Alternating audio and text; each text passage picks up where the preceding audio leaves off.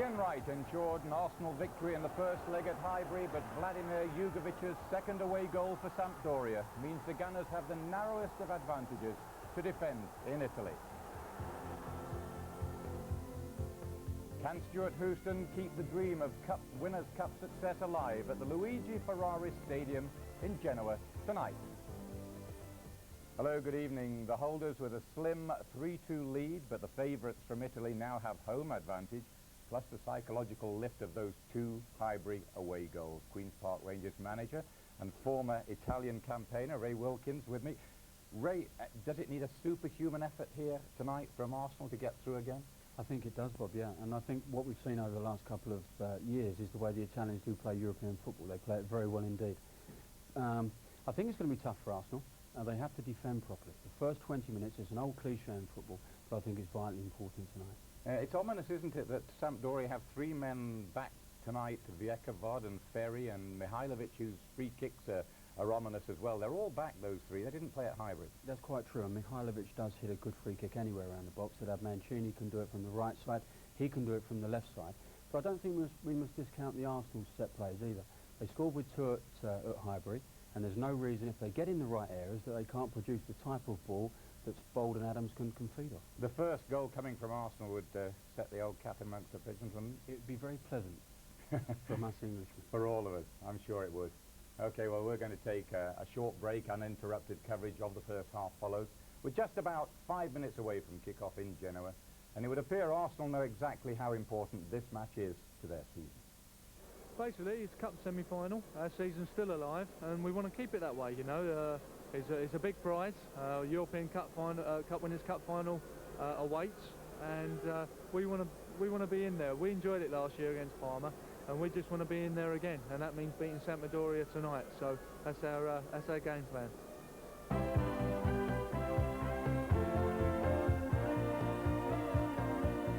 Hello again. These are the scenes in Genoa as the Sampdoria and Arsenal teams emerge into the Luigi Ferrari Stadium.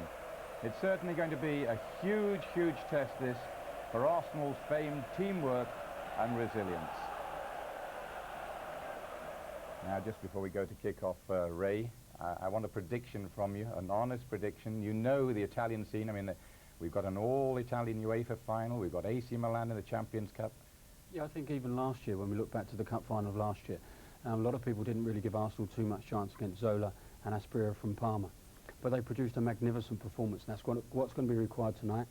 I've got a little sneaking feeling that the Arsenal can go through. That's nice to hear. OK, let's get straight over to Genoa then. Let's join our commentary team over there.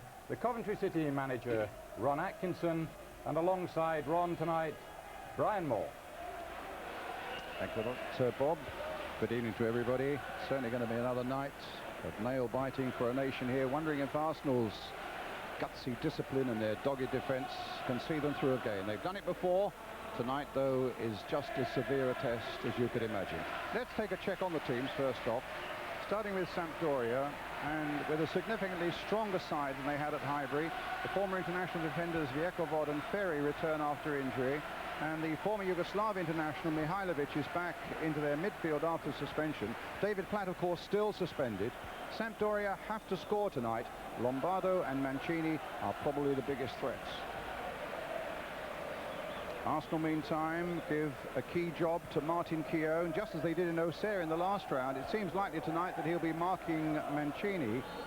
It's another test of resolution for Tony Adams and his Arsenal defence, as we say, but also another night of opportunity for the prolific Ian Wright. 28 goals this season, a scorer of every round so far in this competition. And the referee, Gert Grabher from Austria, just about ready to get it underway. With Sampdoria, cup winners in Italy, fine pedigree in Europe over the last decade or so. Getting us away, attacking the goal to our right. There'll be plenty of attacking as well as Ferry gets it back to goalkeeper Zenger. This is Manini playing at right back. He played more as a central defender in the first game.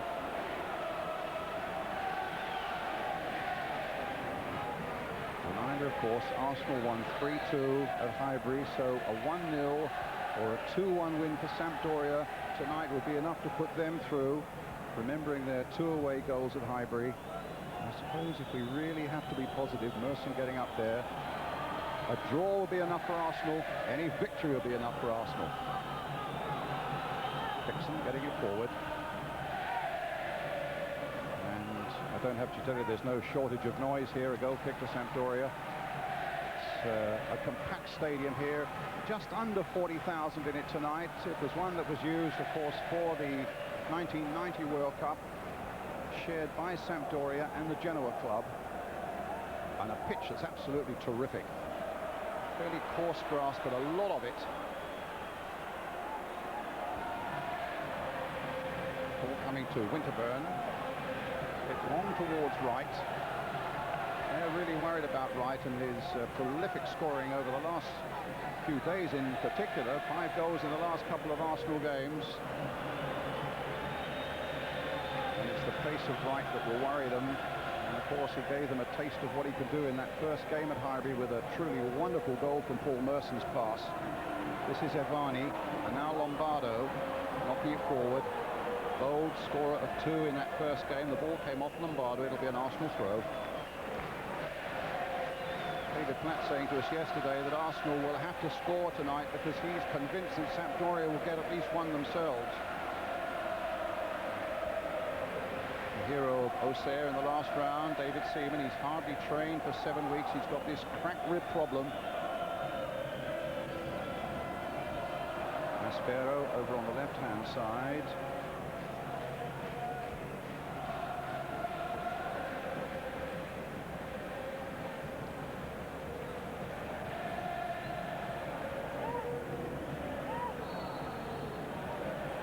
Free kick to Arsenal. Lee Dixon will take it. Fione's gone forward. Bold has made a late run towards the penalty area. He's gone out to John Hartson on the far side. Growing up quickly in this Arsenal side since his arrival from Luton. A throw to Sampdoria. So important that Arsenal keep their discipline and keep their shape and keep the score at 0-0, certainly for the first 20 minutes or so. It's important, of course, they do it a lot longer than that, but equally, it's important they get off to a good start. Foul there by Ferry, who's renowned as a tough-time tackler. Very experienced guy with 45 caps for his country, and he really caught Ian Wright there. I would think there, Brian, he'd be very, very lucky to get away without a booking. And they're calling the stretcher for Ian Wright. Gary Lewin, the physio's on, and Wright's in trouble from that challenge by Ricardo Ferry. There it is again. Oh my goodness, he caught him late there, Ron. Yeah, I mean, what we've seen in Europe in any game we've seen is that is an automatic booking. I think, and let's be fair, the Italians are good at that, sorting things out early on in a game.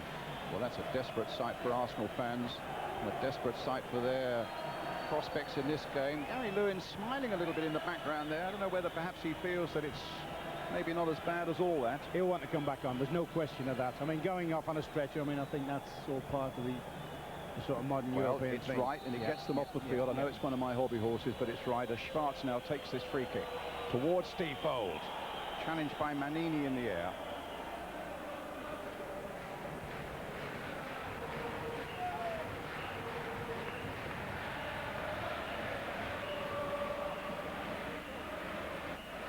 Serena knocking it forward.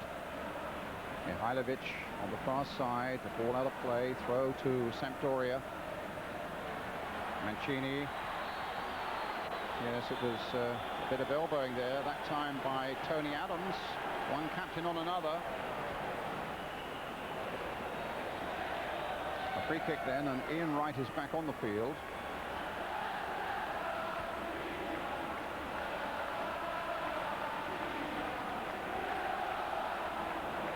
Free kick then to Sampdoria. It's a long way out. Mihailovic got a good strong left foot on him. Surely his optimism can't stretch this far. Okay. So what have you worked out so far, Ron? Well, they're going to mark Wright and Hartson man for man. Vekavod looks as if he's got the responsibility of, there he goes, well over. Remember Branko getting one here a few years ago against Liverpool, nothing like that particular shot. And I think Ian Wright's also going to be favoured with the attentions of a man-to-man marker. Evani, tough little Tuscan in the midfield for Sampdoria. Dixon got there first, fractionally before Maspero.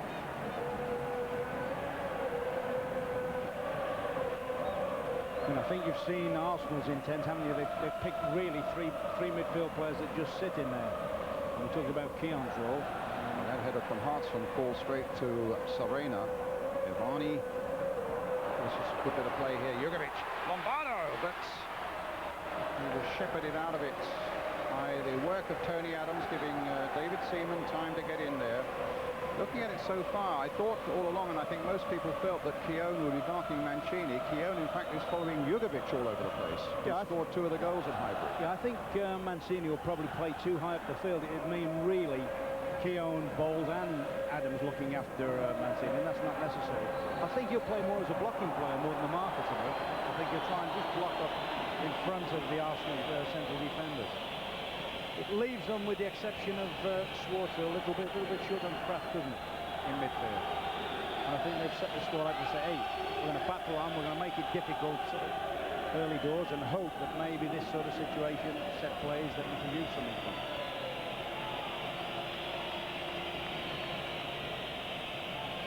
It's Adams with the free kick.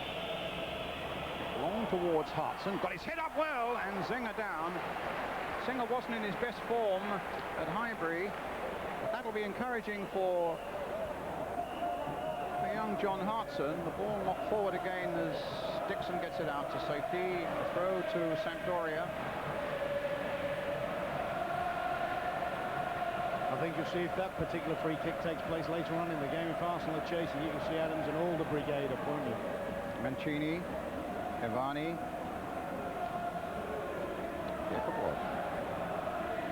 Chipping it towards Lombardo. Mancini crowded out of it. Adams hooks it away. Not very convincingly, though. Mihajlovic with that good left foot of his, but not so good on that occasion. Another goal kick for Arsenal. Italian football, of course, absolutely cock-a-hoop this week. Already with Parma and Juventus through to the UEFA final. Then last night, Milan again reaching the final of the European Champions Cup, and now they're looking for Sampdoria to complete a really triumphant picture with a place in the final of the Cup Winners' Cup. Let's hope Arsenal can deny them that pleasure. Up goes Keown. Wright didn't really get a touch on that. Jugovic knocking forward. Lombardo got terrific pace. Had a lot of rain here today, Brian, and I think that helped that particular ball, because I was on the pitch early before the game. The grass is a little bit high, and I would have thought normally that ball might have held a little bit for Lombardo. Get the ball forward again to Mihajlovic. All left foot and a lot of skill to him from the Yugoslav international. It's with Dixon now. There was a shove on Hartson there as he went for that ball. Referee had got the right angle to see it. Keown playing a simple one to Merson. Keown then getting it back and playing it now for Bowles. Here's Winterburn. Looking it in towards Wright. Manini's header clear. Merson trying to get in quickly, put a little spurt on there. That's a good ball there by Keown. Right with the cross. Played the ball in towards Hartson, but the flag was up on offside. That's encouraging, though. They've had 2 attacks. And I think Merson, is it down there? Yeah, Merson took a knock as he went to just flick the ball through there. Sorry, Ron, you were saying? They've had 2 attacks and they've nearly produced with both. Well, there wasn't an awful lot in that. It may well have been that Merson was offside on that, who definitely wasn't interfering with play. Walter Sanger. 34. 58 caps for Italy. Dixon suggesting that Seaman comes forward for this one. Arsenal just under 2,000 fans here in the stadium tonight.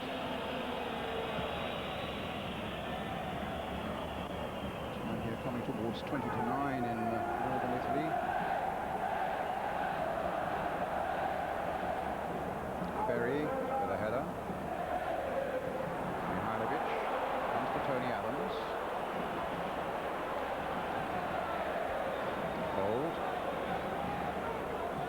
goals of the season, those at Highbury in the first leg here. Right again crowded out. Noticeable that Manini was onto him very quickly, and Manini was supported also by Serena. Here's Right again. I mean, we had the various formations before the game of Sampdoria. Certainly nobody mentioned the fact that Serena may switch and play on this side of the field. Sven-Göran Eriksson, the Sampdoria manager. No one suggested that Serena would come this side, really. Play on the right-hand way, play on the right-hand side of the defence. Paul Merson.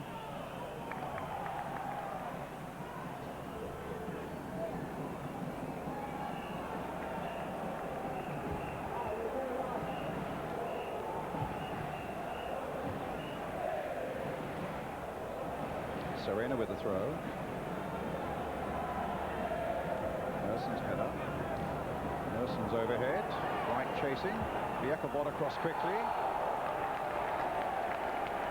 It's an Arsenal ball.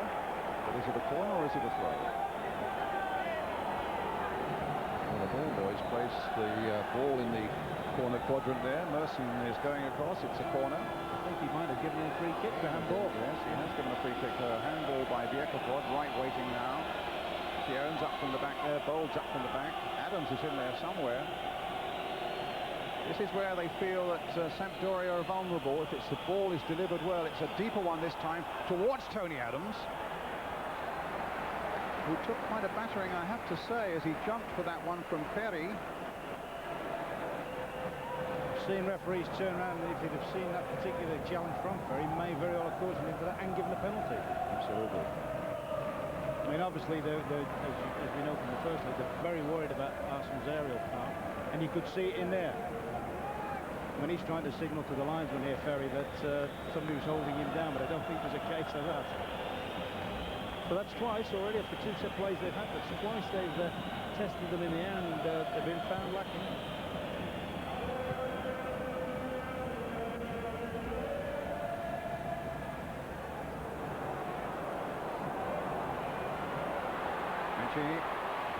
Lombardo chasing. They're looking for that one a lot, Lombardo.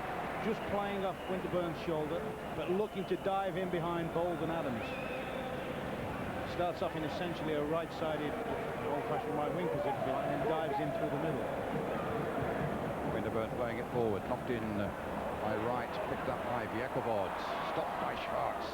Can Merson get there? No, it's Ferry who knocks it forward. Mancini is onside. This is a crucial moment.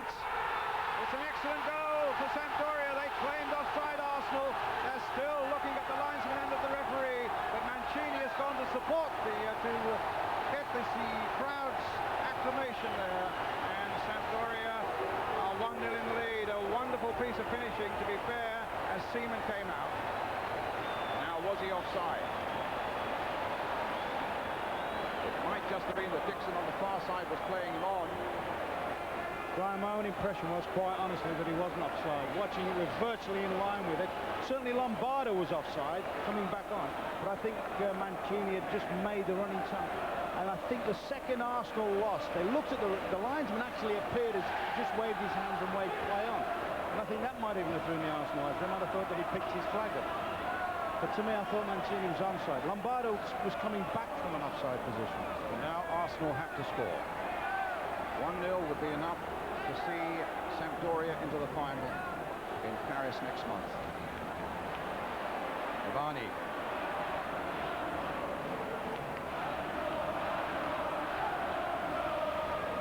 Mihailovic. Dixon. Not lost in 25 European games, Arsenal. The test is a really severe one now, though.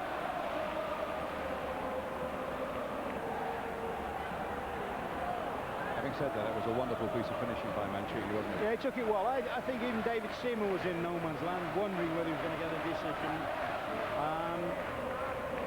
And from the Sampdoria's point of view, they will say that they've been sort of making noises that they've split the Arsenal square defence with a little through run, a little bit.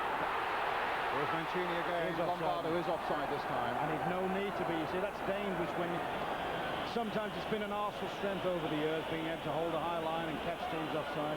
But there is that element, isn't there?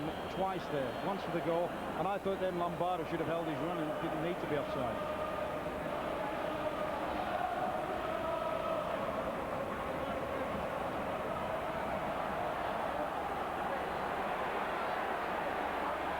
Maspero.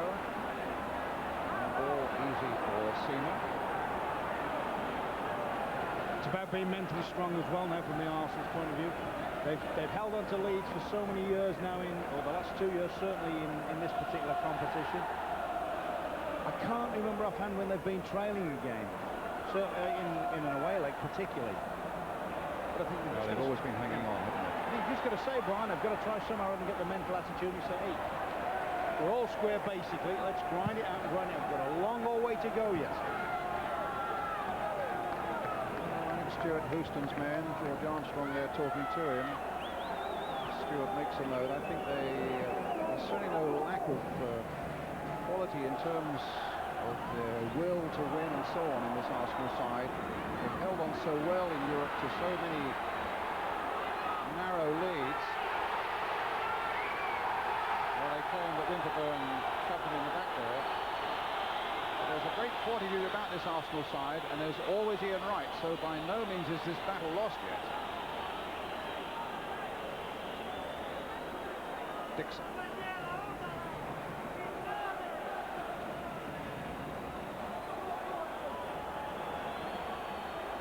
That's a corner.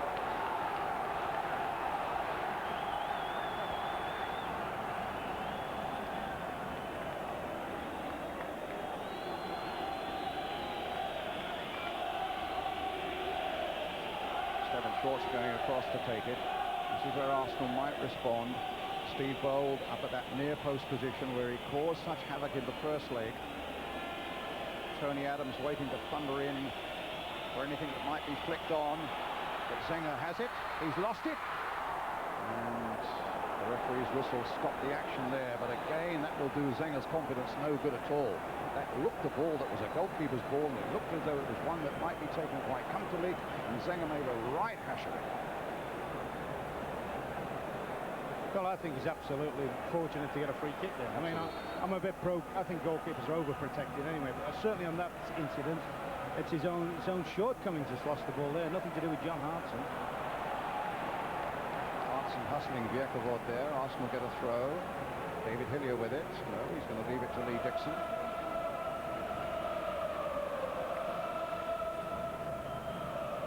Sampdoria leading by a goal to nil, scored by Mancini, number 10. Making it level 3-3 on aggregate. Hillier. Back to Dixon. Both for Arsenal and for Sampdoria, the route into Europe next season begins and ends in this competition. Arsenal way out of the challenge for the Championship and of Cups at home, of course.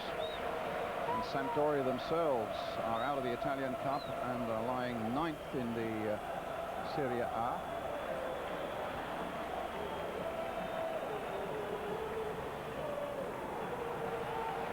So it adds an extra strand of importance to this game here tonight for both sides. You want to make a point? Yeah, I was just thinking, I actually think they've been chalked off a good goal there, you know, Grant. All right, it's very predictable that once anybody gets anywhere near a goalkeeper, particularly at this level in these type of games, referees will give decisions against them. But I did notice before the free kick, both Ferry and Verkovic were trying to bring the referee's attention. You know, watch for they were indicating, they were saying, look, watch for pushing.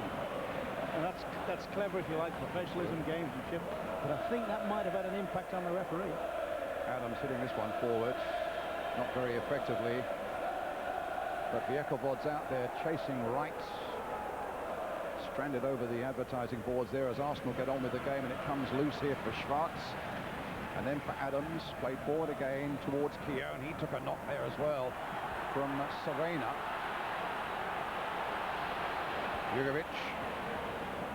Keown is still down. No offside. Problems here. Mancini setting him up again. Plays the ball in. And Maspero's shot goes wide. It's a goal kick. Steve Bold's having a right go at the linesman over here about the original thing that he thought was offside when Mancini took the ball up left. He wasn't offside, Brian. He's looking along the line. He knows he's a cute player. He looks just along the line, stays just onside and times he's running. I think Arsenal are flirting a little bit, and that's nearly a second goal. Through that very reason, they're flirting with that that system. Against Lombardo and against Mancini, that could be that could be fatal. So what should they do then? I think they've got to mark a little bit. They're just playing in zones, and they left Mancini, who's prepared to go anywhere along the line.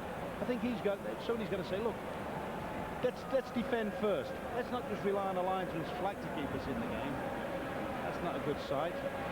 But I mean, we saw with Ian Wright that they're getting them on and off a bit quick. Reminder, of course, it stays this way, 1-0 to Sampdoria. They go through to the final by virtue of the 2 away goals they scored, Highbury. Mihailovic with a header. Here's Dixon taking it nicely on his body, looking around. He's got time to do that. Plays it forward towards John Hartson. Hartson gets a bang on the head this time from Viekovod. It'll be another free kick for Arsenal. It'll be a signal for Bold and for Adams to go forward into the box again. Wright will be there. Hartson, another 6-footers in there. Again, it needs to be a good delivery, and this is where Arsenal feel they might get a bit of joy from corners and from free kicks just in this sort of situation. Now, how well can Stefan Schwarz deliver it? Curling in there towards John Hartson, but Serena got his head to it. Supported here by little Ivani. Down the line again to Serena, quickly challenged by Paul Merson. You know, Brian, the referee's giving them enough free kicks in those sort of areas. I just wonder whether they might try a shorter one. I mean, obviously Sampdoria conditioned now to the ball being flung in for the big guys. I wonder whether they might try a little clipped one to the near post and maybe try and get in right in early. Hartson with the header. Here's Ferry. Ball hit long, trying to release Mancini. But Adams kept his eye on the ball. He was supported by Dixon, and here's David Seaman. Ivani's header for Sampdoria, won by Schwarz. Keown, who's back on the field again. I hadn't noticed him come back on again, but he's all right and going again. Jugovic.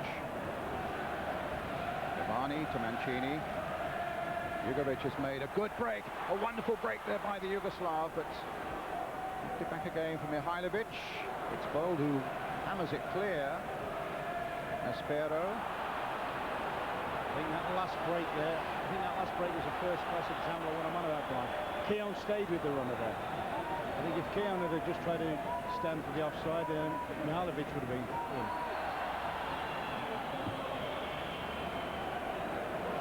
But it was a devastating moment because Mancini just pulled a little bit deep, and as he pulled deeper, so Jugovic started his run, and Mancini's pass to him was pretty near to perfection.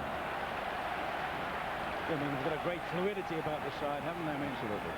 So Lombardo sets off as a basic right wing, then all of a sudden he's flying into second striker positions. I think the midfield and the front people interchange excellently. Here's the corner now for Sampdoria. Towards that near post, a little flick on, it comes from Bold, and then for away without great conviction by Merson. Played in again, and Mancini's header, will it come for Ivani? No. Well, Winterburn took a bang on the face there from Ivani's boot.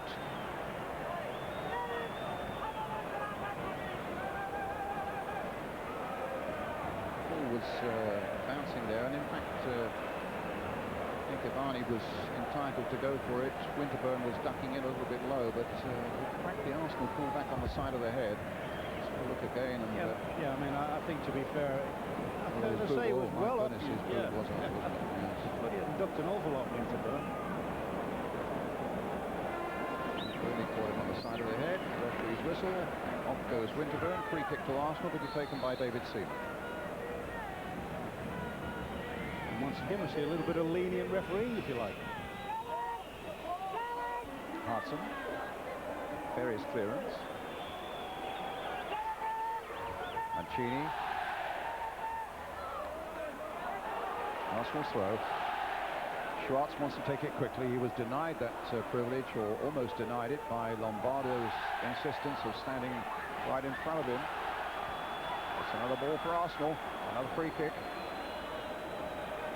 He's given plenty of those away, Ferry, where he knows that Hartson's got the beating him in the air, and he's just doing that little nudge in the back. But at least the referee's giving Arsenal a percentage of free kicks as well. Well, Stefan Schwarz has got a terrific poke on him from this sort of range. But then Sven-Goran Eriksson will know all about that. They're trying to get Winterburn back on again. He was the Benfica manager when Schwarz was player for the Benfica club. Here is Stefan Schwarz. He's driven it, it's deflected, it's gone over, it's a corner. Well, but Arsenal wouldn't have thought that after so long play they'd have had so many free kicks and corners and what have you in what they would term the danger zones. And it's what they were looking for, wasn't it? That's where they felt that they could cause most trouble to Sampdoria. Well, there's another corner that needs to be well delivered by Stefan Schwarz. They're hitting them long. Didn't quite come to Adams. They haven't really played one in for Bold at the near post yet. Merson playing this one in, and Wright almost got a head onto that one. Another corner for Arsenal. Let's see if they play another long one. I tell you what, you watch every ball that goes into the box. When any big Arsenal player goes for it, he's nudged, he's pushed, he's jostled. There's no way they're going to get free runs at the ball. They're going to get bumped all over the place. Adams, Bold, Hartson, you know, but they've got to still resist and get in there. Starts again a long one there, this time held by Zenger. His quality hasn't been good. I think, as you said, run about Bold not getting any little flick-ons at the front post. I think he's put them in areas which, to a certain extent, do favour the keeper. Adams getting there first for this one.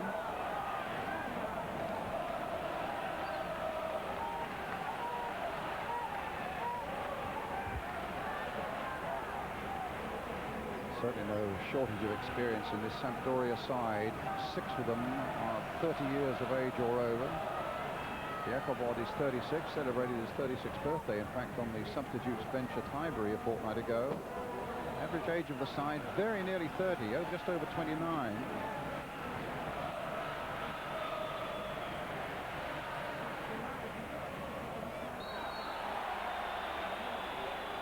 Oh, that was a silly thing for Hillier to do. He kicked the ball away quite unnecessarily. The referee, again, a little lenient. I've seen yellow cards come out for that. No danger in a league game in England. That would have been a booking. So unnecessary. Mancini so alive and alert. Played a little dummy there, but didn't quite come off. Winterburn now. Onto the left foot, finds his fellow fullback Lee Dixon. Tony Adams. Back goes Hartson. It's a little touch there, but couldn't quite get it through to right. Keown couldn't get on the end of it either. Here's Merson. Starts again. Adams, space away out on the left here for Winterburn. Lombardo coming across to cover that though.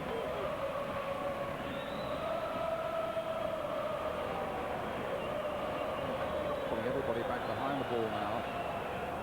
The Italians. Merson taking the ball from Schwarz. This is good play by Arsenal. They just couldn't quite get the pass that mattered on the edge of the box there. It's Maspero. Go through to David Seaman.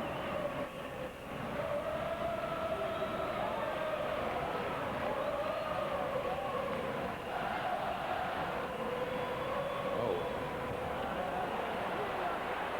Ivani. The offside that time against Mancini. Quite right. He's not happy about it, but there was no doubt about that. He was just a yard or so offside. Linesman absolutely spot on there. Are you sure, Brian? I tell you that. You're not sure? I'm not as convinced as you are about that, because I'll tell you, I think they're dicing with danger. They've been done one side. I mean, in actual fact, and it's hard to change your tactics in the middle of a game, but I just wonder whether they might be better employed. We talked about Keown as a marker. I wonder whether he'd be better playing behind the two centre-halves and pushing the full-backs on a little bit. Ivani to Mancini. No foul there. Oh, there's one there, though. My goodness. Serena on Adams. That's a yellow card.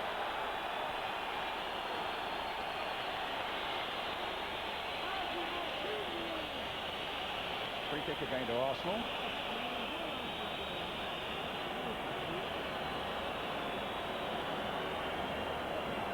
No doubt about that. Now let's see what Winterburn can do. Left foot. Bold is up there. Adams, as you can see, is alongside Winterburn. Hasn't made a move. Doesn't intend to. It's hit long towards Steve Bold. Bold chesting it down. Merson! And a save by Walter Zenger. And Arsenal so very close indeed to an equaliser there. A good nod down by Bold and a quick follow-up by Paul Merson. A good save, should have scored, Brian. I mean, that was a nice little slow ball into Bold, who just held it up nicely, and that was a great chance for this lad. Merson's corner. But that's the encouraging part, they're getting opportunities. Dixon playing it wide again for Paul Merson. Needs a good delivery here, but it'll go for the corner off Lombardo. When he does ever so well, it's got height and it's got a bit of slowness on it. Watch how he just checks it into the run. Maybe a touch under his feet, but at this level, that's a good save. But at this level, that's the sort of chances you have to take.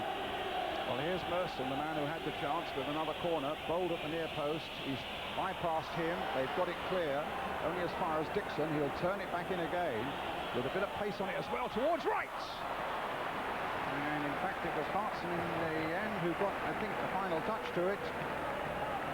And actually, of the two goalkeepers, you know, this man is having more to do than David Seaman. Oh, yeah, I mean, once Arsenal sort of, if you like, load the thing in there, particularly with a bit of quality, I'm just worried about the back four, the way they're playing and giving that particular space for runners through. But certainly when they come into the attacking half of the field, you can't believe at this level that Arsenal would have had so much play. And they were having it actually before the goal. There's a mistake by Serena. Header finds Ian Wright. But Diekobod, quite the old defender there, sticking close to his man, knew just what he had to do. Here's Winterburn. To the path of Merson. Wright tries to play a 1-2 with him, and on the ground Wright tries to retrieve it but can't. Adams backpedaling. Arsenal desperately need a goal. Well, Seaman didn't really make the most of that one, but eventually found Dixon. Hillier. Bold. Down the line for Winterburn.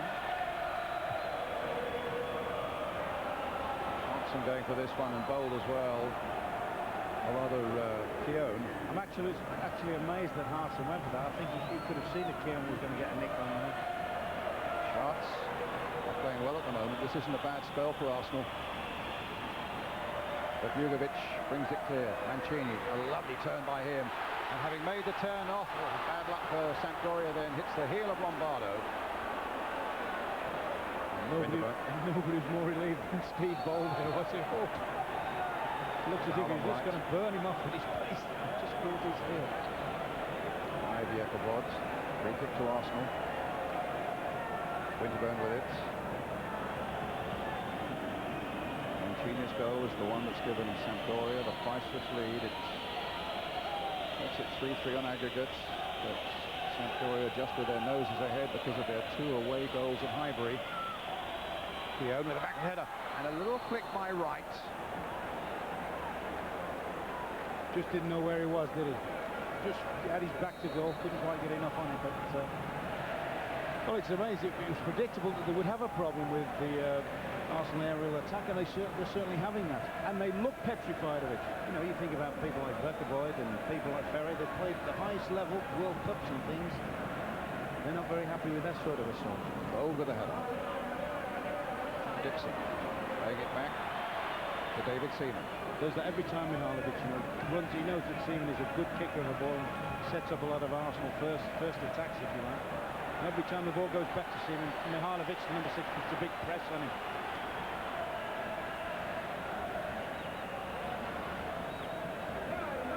Here's again Mihajlovic.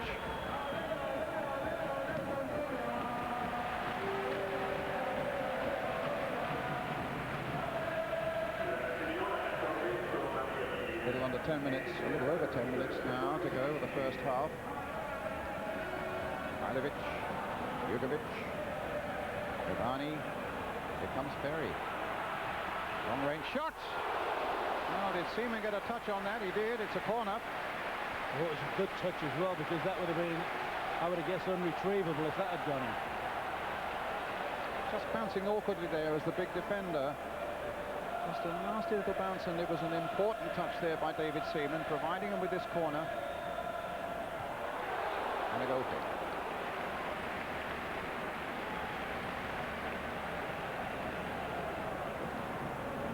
certainly can't talk about lacking in incidents. I mean, I was amazed when you said there's only 10 minutes left of the half. It's just flown through.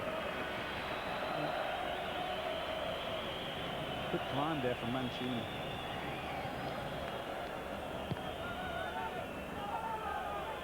Up goes Hartson. Perry there behind him. Right, forcing the error there. It'll be a throw to Arsenal. Chelsea and Zaragoza, of course, the other semi-finalists. Chelsea playing tonight at Stamford Bridge, facing a 3-goal deficit from their first leg in Spain.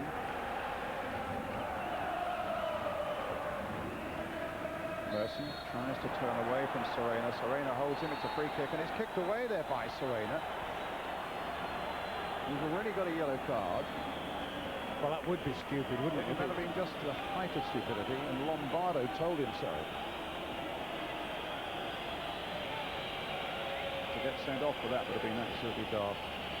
But here's Merson with Arsenal's free kick. Driven this time towards Singer, and Singer this time catches it firmly above the head of Hartson.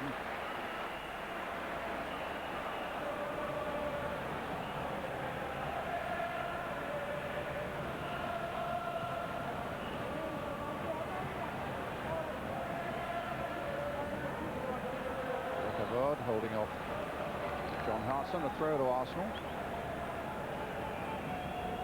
Dixon with it. Adams.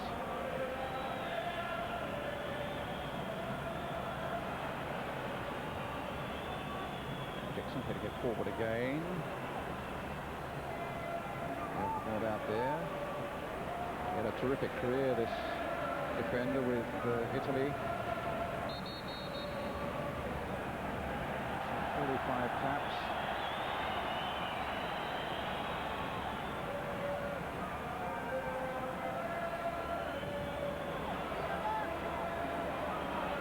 Bowl backpedaling.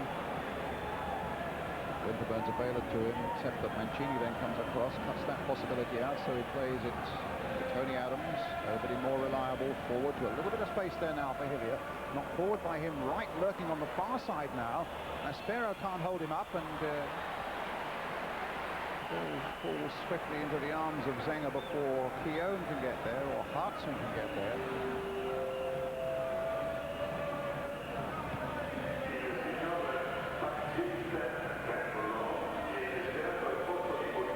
Still trailing to Mancini's 14th minute goal, but still very much in this cup semi-final, but needing a goal.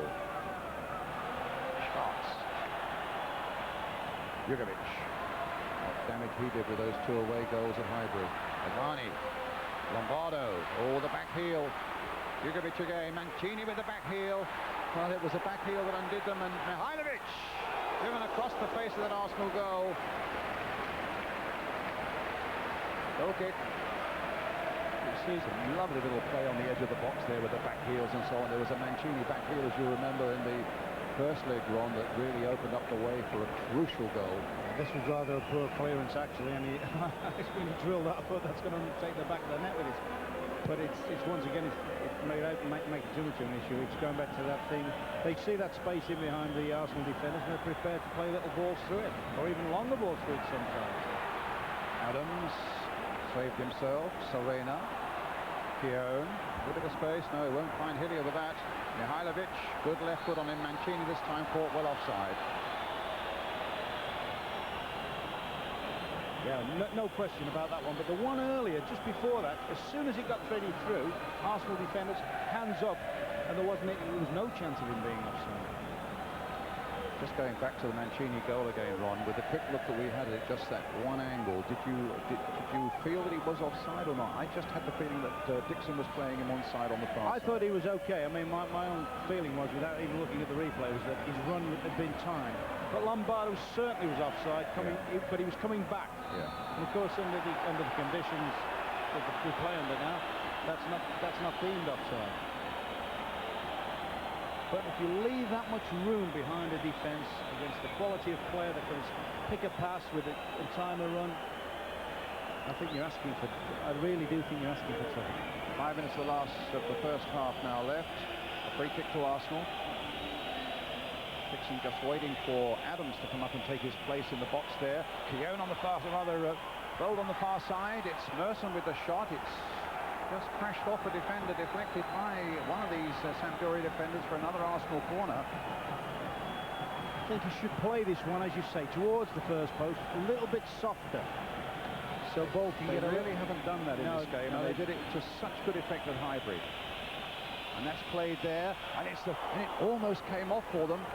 It was John Hartson who got there first with the glancing header, not Steve Bold, as we can see in the picture here, but it was Hartson who came flying in. That's a brave header, actually. He's come a distance to go in front of defenders there. But I think that will favour, you see, it's the one there, he's just attacked the space there. Just can't get enough ground on it. But I think that will help us a little bit to just drop them shorter of Zenga. Adams leaping for this one, winning it well above the head of Mihailovic.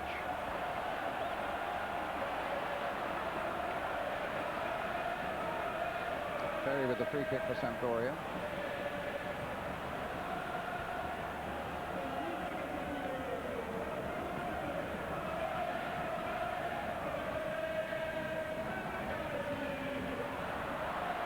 Ferrier didn't really get onto that one.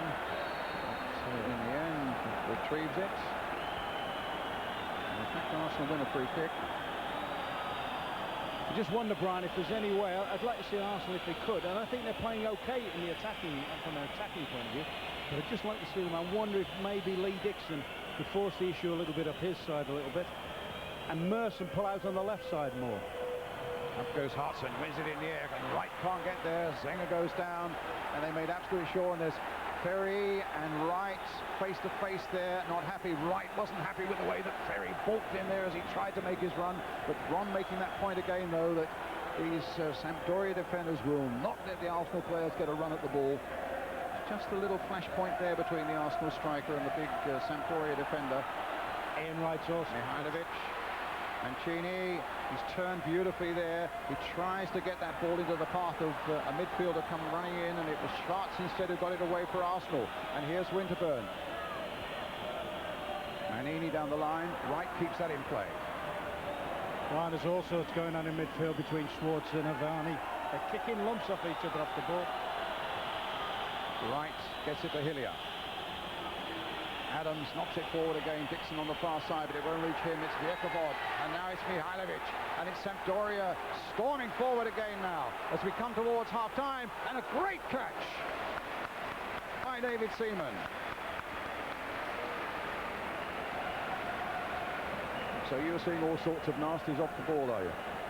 Avani and Schwartz must have had 4 kicks at each other and a little bit of jostling, and they're still eyeballing each other now. I mean, that's the last thing. I mean, that's the Italians would be looking for that. I mean, when we saw the Wright incident before, Ferry's an experienced campaigner. He knows Ian Wright, if you like, got a short fuse.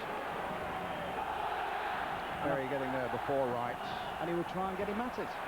Vierkovod. In a way, Wright should regard that as a compliment because they know that he's a threat. Here's Winterburn.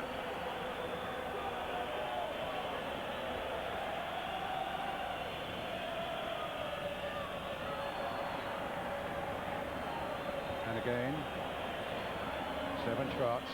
Jugovic this time trying to hold him up. Towards Ian Wright. Ferry's gone there with him, and he almost twisted it past Zenger. Gets a corner. Great ball from Schwartz. That's what they need, a little bit of craft, a little bit of cunning. That was a good run from Ian Wright, but a superb little ball from Schwartz. The last minute of the first half now. Merson with the corner again. Again Bold at the near post. Couldn't get the little flick on. It might come here for Stefan Schwartz, but that left foot of his charged down again by Sampdoria. Here's Winterburn now. Can Arsenal just pull this goal back right on the stroke of half-time? Here's Merson towards the byline. Couldn't get it across. Manini stabs it away, but stabs it straight to Winterburn. And the corner. No, it just flicked off the Arsenal player last minute. It's a goal kick. That was Stuart Houston at half-time. I was saying, hey, these are very, very beatable at the back.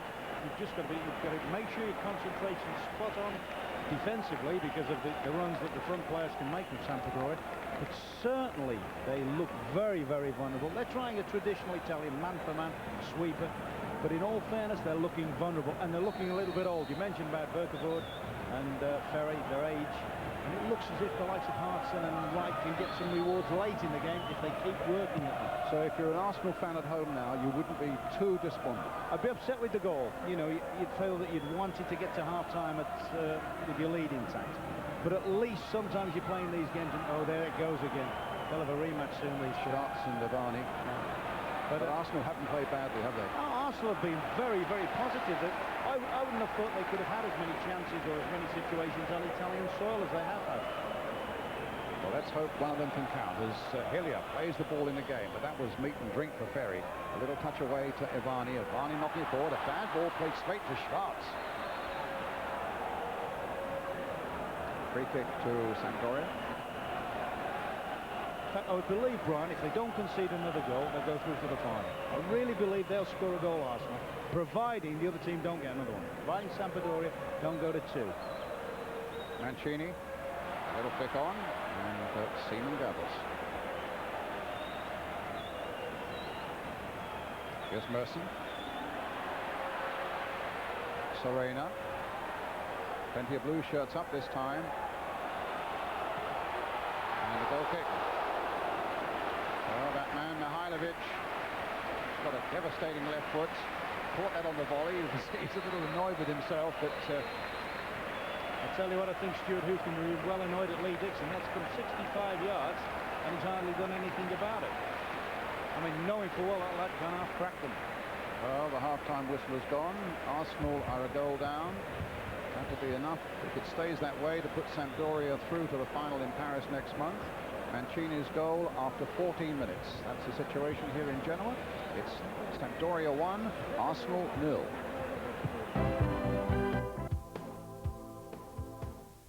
Hello again. We have a very spirited performance from Arsenal in Genoa, but it's Sampdoria, the Italian side, who lead 1-0. Spirited is a fair description of it, isn't it? Very much so, Bob. They've had a real go, Arsenal. I honestly felt before the game if they could get some good set pieces into the box, they would cause them problems, and they have done. But unfortunately, that slight lapse, and Mancini was onto it like a flash. Yeah, do we call it a lapse, or are we suggesting here that, you know, Lombardo was clearly offside? Because he's so close to the play, isn't he? He is. That's my argument about it as well. But as Ferry just hooks the ball forward, we see Lombardo. He can only be 2 yards away from Mancini, but Mancini reacts very, very quickly. And this is the finish of a real class player. He takes that so early that Dave can't really set himself for it, and the ball's in the back of the net. Here we see it from behind the goal. And just goes to show what a wonderful finish this is. Yeah. As it sits up on the volley, Dave has to come out to try and narrow some sort of angle, and the ball's over the top. Should Arsenal be wise to this season, Ray? You know, the business of a player going back towards his own goal. I mean, he wasn't even doing that, Lombardo, I don't think. I mean, I think he was so close to Mancini. Quite. That I think a lot of, am I right to say, a lot of referees in this country would have given an offside decision? I think they would have given that offside in this country, yeah. I don't think that would have stood. Yeah, but you say lots of encouragement about it as well. Walter Zenga, who cost, I thought Sampdoria certainly at Highbury, he made a couple of crucial saves. One terrific save from Paul Merson. Yes, an excellent save. Steve Bold does very, very well here. He turns centre forward by pinning Manini. He pins him very well indeed, and Merce sees he's actually going to win the ball and makes a great run from midfield, running off of Ivani. As the ball drops, he makes a good contact, and Zenga spreads himself nicely to make a fine save. But that was a good bit of play from the Arsenal. They did very well. Yeah. And as you said, there have been plenty of free kicks and corners around the box and everything. And John Hartson, he's only 20 years of age, but he's learning European football. And again, there was perhaps a little bit of controversy over a Zenga drop here. Well, I thought so. I thought Zenga just goes up with one hand and he drops the ball. There's no question about it. He's going to be put under pressure. They're playing against a big side. And I thought the referee was very lenient on Zenga's behalf. And on this case here, it's just a Zenga reaction save. But again, the big lad, the big Welsh lad, Hartson. Fabulous ball in as well from Lee Dixon. That's a wonderful crossing. It's fast, and it only needs a touch from Hartson. That's what he gets. If it goes a yard either side of Zenga, I think the ball ends up in the back of the net. OK, so Arsenal can be a little encouraged. They're one down, which means that the tie is lost at this moment in time. But what's Stuart going to be saying to them, Stuart Houston, now? I would say let's have a little bit more of the same, but don't get ragged. I think Ron mentioned it on the commentary, if they concede another goal, I think it's good night Vienna for the Arsenal. But I honestly feel that they can get there. Ron is worried, isn't he, about the offsides? He's worried about the Arsenal playing too many offsides or looking for it. Yeah, that's right. I think with having watched Arsenal in the first half there, I'm a little bit concerned the width that Winterburn and Dixon have either side of Adams and Bold. Against top-class foreign sides, you have to be tight through the middle of the field, and it's vitally important that you make them go wide, and then you can defend the second ball. Okay, we'll talk again in a moment. Just before the break, there's just time to give you the result of our last competition and give you another chance to win tickets to one of the big nights of European football coming up next month. We asked who scored Arsenal's winning goal in last year's European Cup Winners' Cup final against Parma. Well, the answer was the British club was the first to win the European Champions Cup. Was it A, Glasgow Celtic, or B, Manchester United? Well, the number to ring is 0891 10 15 10.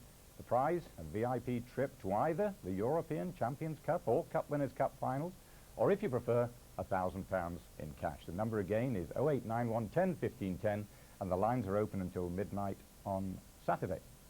Good luck with that. Okay, time for a short break, and then a very, very testing 45 minutes, or more perhaps, coming up for Arsenal. Hello again, it's Sampdoria 1, Arsenal 0 in Genoa, and let me tell you that at Stamford Bridge, after about half an hour's play there, it's Chelsea 0, Real Zaragoza 0, so of course it's 3-0 on aggregate. And the latest scoreline from Ewood Park, it's Blackburn 0, Crystal Palace 0 at this moment, and in the Scottish Premier, well, it's Kilmarnock 0, the champions, Rangers 1, and that's a goal from Mikhailichenko. Now, going back to Genoa, Ray, they really put it about a bit, don't they, the Italian side? I mean, there were 2 tackles in the first half that were very questionable. Yeah, there were. The first one I thought was an awful tackle. We see Ian Wright just turning there, and Ferry actually thought he was going to turn into him, but he doesn't. Ian sticks it through his legs, and he really does give him a hell of a clump. He really caught him, didn't he? Yeah, he did. And this one with Nigel heading out. You know, I played with Kiko Ivani for a couple of years with Milan, and he never tackled. He tackled less than I did, and that's a really nasty challenge on the side of Nigel's face. Roberto Mancini, their captain, he's upset me a little bit because he seems to be mouthing at the referee the whole time. Yes, well, that is Mancini. Is it? Yeah, we all have a little bit to say on a football field, but he has slightly more than most. Yeah. But the interesting thing is, isn't it, the Italian sides, they're not scared, are they, to intimidate? No, they're not. I think once you reach this sort of stage in a competition, Bob, then there's no quarter taken or given, and they really are going for it. And the Arsenal will be the same. I'm sure in the second half we'll see a very spirited performance from Arsenal, and hopefully they can get that goal back. Do you really believe that they can get the goal? Yeah, I'm optimistic they can get it back. Yeah, well, we've got these pictures coming up behind us here, Ray, and it shows the 2 teams coming back out there. Lovely setting it is out there in Genoa. They look confident enough, the Italians, and there are their fans as well. A lot of Arsenal fans out there as well tonight. But here we go for a really crucial 45 minutes for the holders of the Cup Winners' Cup. Arsenal, they're 1-0 down. Let's rejoin Ron Atkinson and Brian Moore. Thank you again, Bob. Well, just to repeat something you were saying, Ron, if Sampdoria don't score again, you think Arsenal are going to win this time? Providing they sort of carry on where they left off, and we're pushing forward, we're believing, and, as I say, concentrating at the back. Just like to see a little bit more width in their attack. Well, just to repeat something you were saying, Ron, if Sampdoria don't score again, you think Arsenal are going to win this time? Providing they sort of carry on where they left off, and we're pushing forward, we're believing, and, as I say, concentrating at the back. Just like to see a little bit more width in their attacking through, as I said, Dixon and Merson, but they've done a lot of things right the way they play. Let's have a quick word with Stuart Houston. He's down on the touchline with Gary Newborn. Stuart, you're unlucky to get caught with the goal, but it was a bad error for you in the first half. Well, we seem to be pushing up at this particular time. I thought from where I was it looked offside, but I can't tell from the television. But we've got to keep doing what we're doing. At the moment in time, we've had 7 or 8 corners at the moment in time. Their keeper's definitely been the busier keeper. And we've got to keep doing what we're good at. The chances are there, aren't they? Absolutely. I've just told the players to keep going, and hopefully we can get one, and then let's hope so. Thank you, Gary. Just got to keep doing what they were doing, and I think that's exactly right, Ron, don't you? As you say, with 1 or 2 little exceptions, you want Dixon to push in a bit more, possibly, but they are making chances, Arsenal, and this game is by no means beyond them. Here's Dixon with the free kick. Arsenal got a very good record against Italian sides in European competition. Up goes Viekavod. Aspero, the foul on him, a free kick. Way back in 70-71, they beat Lazio in Europe in 79-80. They beat Juventus last season. They beat Torino and Parma in winning the Cup Winners' Cup. They lost, of course, to Milan in the Super Cup this season. But overall, Arsenal have a very good record against Italian sides. Hillier winning that well. Just knocks it forward to Hartson, but the challenge of Jekabod was swift onto Hartson there, and it's Ferry who knocks it forward again. Adams gets it away, knocked on by Keown. Ferry again with the touch. Touched on this time by Maspero, and here's Mihailovic. Well, stopped again by Adams, supported there by Schwarz. Bold then plays it wide to Winterburn, who's got a bit of space, up to Wright. Oh. Obstruction there by Manini. That's a free kick and a booking. That's a booking for me. I mean, that's Iscon, the referee there. He knew very well that the ball might go past, but there's no way it was his right hand the ball going past. Up goes Keown again. That time it was Serena getting in there. Schwarz playing it toward Merson. For Schwarz again. Winterburn again. Here's Hartson. Jekabod's gone with him. Jekabod might just be that little bit short of match hardness as well. He's, as I say, he's 36. He's been out for a few games with injury. Arsenal's throw. Bold trying to get the header to it.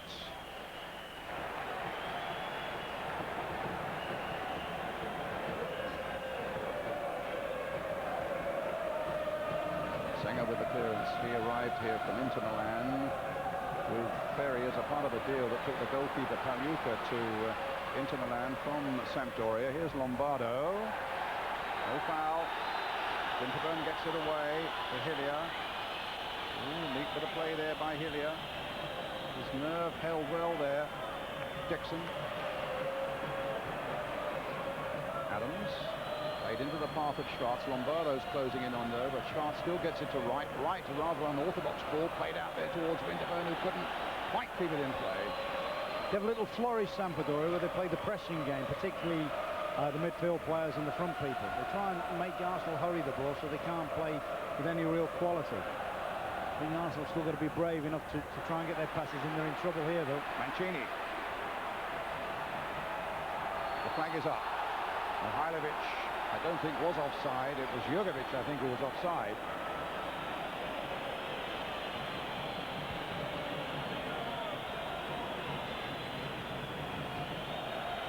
In the other semi-final, I gather Chelsea leading Zaragoza by 1-0. As Keown plays the ball across to Hartson, that's no problem there for Zenger. Actually, it's been the most noticeable thing of a few minutes of play. Keown has certainly taken more advanced positions than he did in the first half. Well, that's an ugly one, isn't it? Clearance by Zenger. How much of that's nerves? You never know. I mean, he's an experienced keeper, but he showed he was very human at Highbury, and certainly tonight at times, although he's made good saves, he's looked fragile when the pressures come against him. Ferry, Evani, Mancini, Adams, and now Bold. Winterburn. Hit long towards Martin Keown, playing in a very forward role here. On for Ian Wright. They couldn't get any purchase on it. In any case, the whistle had gone. It was Keown pushing down on the defender. Well, we've seen him break up the right wing and hook a ball in. We've seen him make in the box and try and get his head on the end of feet. Obviously, Stewart said to him, look, try and push yourself forward at every opportunity.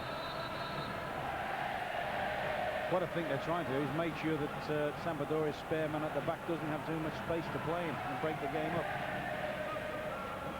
Furlong the scorer for Chelsea, by the way. Jekabod with a header. Up goes Dixon. Dixon again.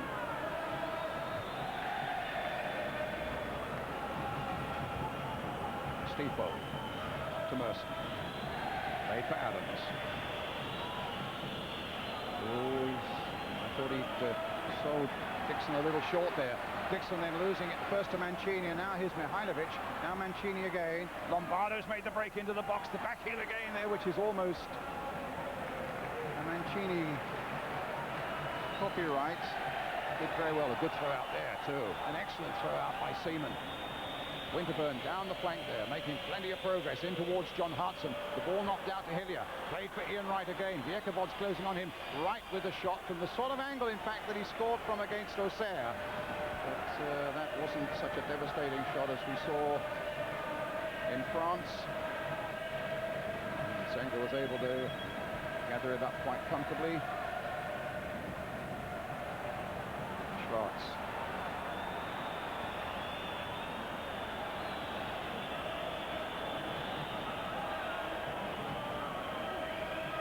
This Keown pushing right up onto the left-sided defender here. Hartson winning it in the air. Vierkevod with the clearance. Yes, Keown's role has changed significantly in the few minutes of this second half. Dixon getting it back to the safety of Seaman. Played short to Bold. My goodness, there's not much to spare. What are they playing at? In the end, Seaman gets it clear to Winterburn. Plays it in to Schwarz. There's a lot of confidence in this Arsenal side at the moment as Wright plays it to Mercer, and now to Schwarz. Dixon furious because he got some space on this side, and Schwarz didn't pick him up. Now look at Keown getting back in there. There was a foul by him on Jugovic. Free kick to Sampdoria. He's got the bit between his teeth this half, Martin Keown. See him making up the ground. He's actually, it's his body strength that's given the free kick away. He's virtually brushed Jugovic away. Ivani's free kick. Up to Mihailovic. Don't let him get onto the left foot. And Lee Dixon didn't. Perry, that looked like a handball. A long way back to Zenga.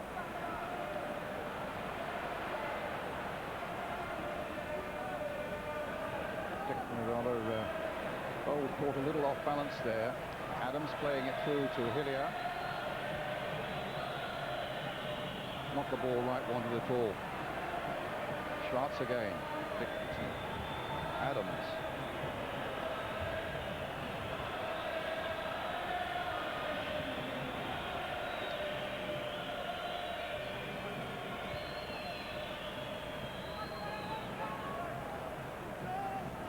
And it'll be a throw to Sampdoria.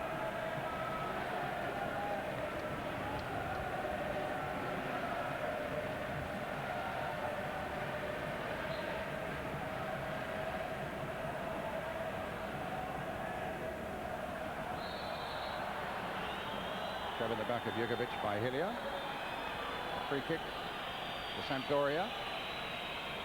Just looking there, Brian, just before the free kick as well.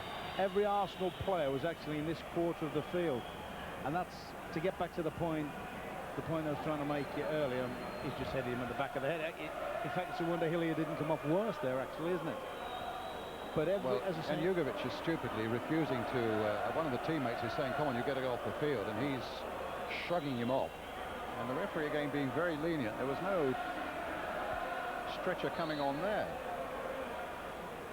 I was just going to say, Brian, very quickly, the point I was trying to make was, I feel sure Arsenal would be better with an outlet on the left-hand side. Well, McGoldrick, I'm told, is warming up at the moment, Ron. I think they've got one in Mercer, but I think Mercer's playing in. I can understand sometimes, but I mean, they're all very, very bunched in there. And we think he's coming on for David Hillier. Vierkevod. Up to Malpesa. Or Maspero, rather. It's a foul by Hillier. And McGoldrick coming on, and Hillier's coming off.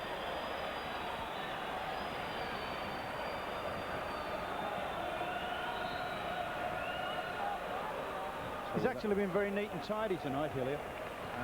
You know, normally he sits in the middle of midfield and wins it and so forth, but it's a bit surprised with McGoldrick. I thought it may have been Parlour. I thought, you know, he like, although McGoldrick can run on, but certainly Parlour likes to as well.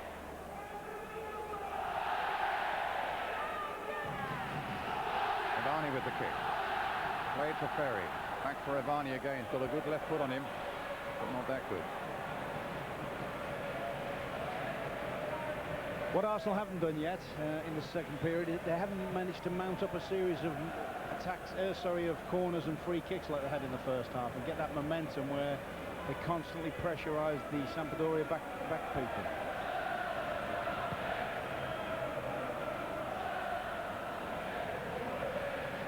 Hartson to Winterburn. Schwartz. Played for Adams. Schwartz again. Picking out Dixon.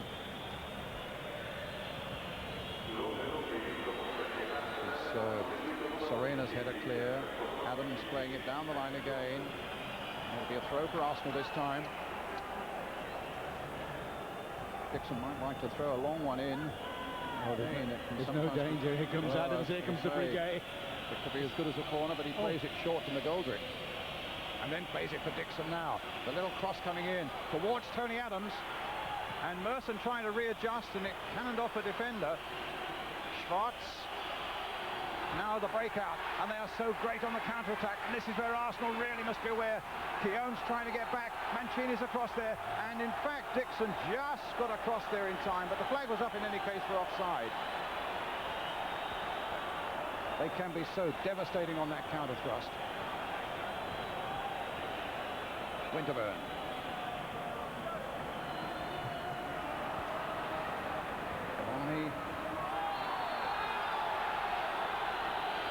Foul this time by Hartson.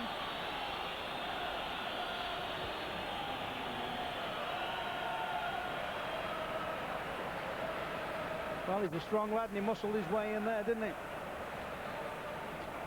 Perry with the kick.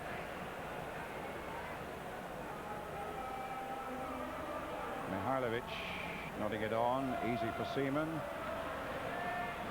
McGoldrick's just going to play down this right flank, isn't he? And Serena's just keeping an eye on him. He looks as though he might play a little more forward than David Hillier was. If he's going to do that, I think they can balance it out the other side with Merson. What it does, it also pins the Sampdoria wide players back.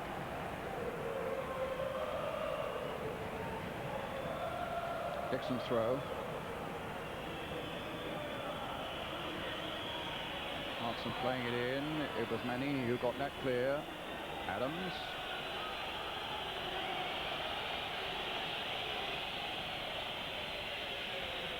Sampdoria is soon to make a substitution. They're going to bring on Invernizzi, who played in the first game in defence. And it's Evani, we think, who might be coming off. Adams, oh, he might get caught here. Mancini and Adams' determination got him through. But now Evani to Lombardo and Bold.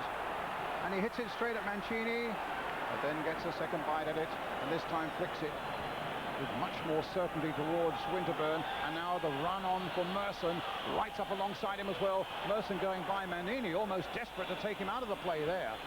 Merson did really well. Winterburn's come up and joined him. Schwartz with a shot, charged down though by Jugovic. Back to Bold. Still can't get Invernizzi on. Played wide towards McGoldrick. McGoldrick won a good header there. Hartson turned his man. Well, Vierkevod pulling him down there, surely. And the referee has given a free kick to Arsenal. Quite right. I mean, Vierkevod was all over Hartson there. And a substitution to be made. Invernizzi will come off. Evani goes to come on. And Evani comes off.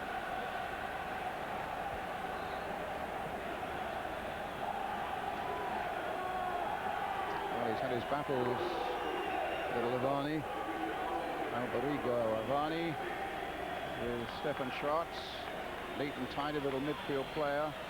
Invernizzi, possibly more of a defensive player, coming on now. But another one who's past the age of 30. They've got to be looking for Schwartz here, haven't they? McGoldrick. Keown is still rather Bold has come up quickly on the far side. It was a clever run, everybody. They tried to take all the people from the back post and drag the defenders under the ball. Merson with the corner. Bold is again at the near post. Keown is also at the near post. Picked on and knocked in, and it's gone there. It's Ian Wright. Ian Wright got the touch that matters, and Arsenal are 1-1. The smile of Stuart Houston, and suddenly this game has taken another twist. The man who scored in every round, the man who scored a superb goal in the first leg, Ian Wright. header came, I think, from Adams in the first place. Wright then with the touch. Yes, and it's Wright's goal as Zenger was flapping all over the place. It's Hartson, actually. Hartson's got the little nick on. But Wright, I'm still not sure whether Wright actually showed brilliant reflexes or it's just hitting Brian. I mean, when you're a good goal scorer like he is, they're going off everything, and I'm not too sure that isn't just jammed against him. well, it's Ian Wright's goal. And it stands at 1-1, and if it stays this one, Arsenal can prepare for a final. But here's Ferry. We're going to have a real nerve-wracking finish to this game now. It's important that Arsenal get their challenges in. It's important they don't concede anything now. Goldrick couldn't get to that one.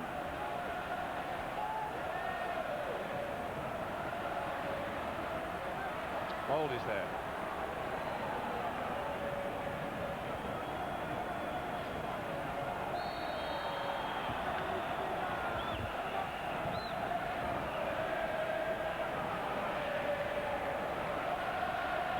Free kick for Sampdoria. These are really testing and trying moments now, and Arsenal pulling a lot of back. Hartson's gone right back deep into defence to hold out. A little flick on, and it's just wide. On Mancini. He's having a right blast there, Mancini, at Serena. I can't believe that. I mean, that's a decent enough ball in, and you know, he's done well to get above that. He can't blame anybody for that. I mean, that's a super header that's nearly got them back in the lead again. About 27 minutes to go now. And what I hope Arsenal don't settle for that, you know. I hope they try and drive the game, because I think they can keep them pinned in if they do. I think if they sit back and settle and try and say, all right, let's make it hard for them again, I think they'll invite Sampdoria, and I always fancy Sampdoria are better attacking than defending.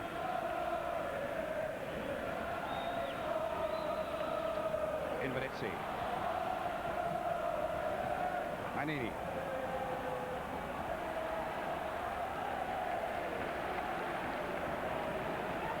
Well, these are worrying times for Mr. Eriksson, Sampdoria manager. Stays this way, remember. Arsenal need a draw. They go through to the final in Paris, either against Chelsea, or if it's at Chelsea, of course, it's at Wembley. Or Zaragoza, that would be in Paris. Ferry. There's big work yet to be done by Arsenal. We've seen them so often in the past, and people have started to write them off. That's one of the most dangerous things to do in the game, actually, write off Arsenal. But there's Ferry playing it through towards Lombardo. Knocked down by him. There's a chance here, and it's gone wide from Serena. Or rather from Maspero. I tell you what, as he's coming in here, I thought he was favourite there, Maspero, you know, and I think he just took... Watch Tony Adams here, make up the ground. Little fall-off header.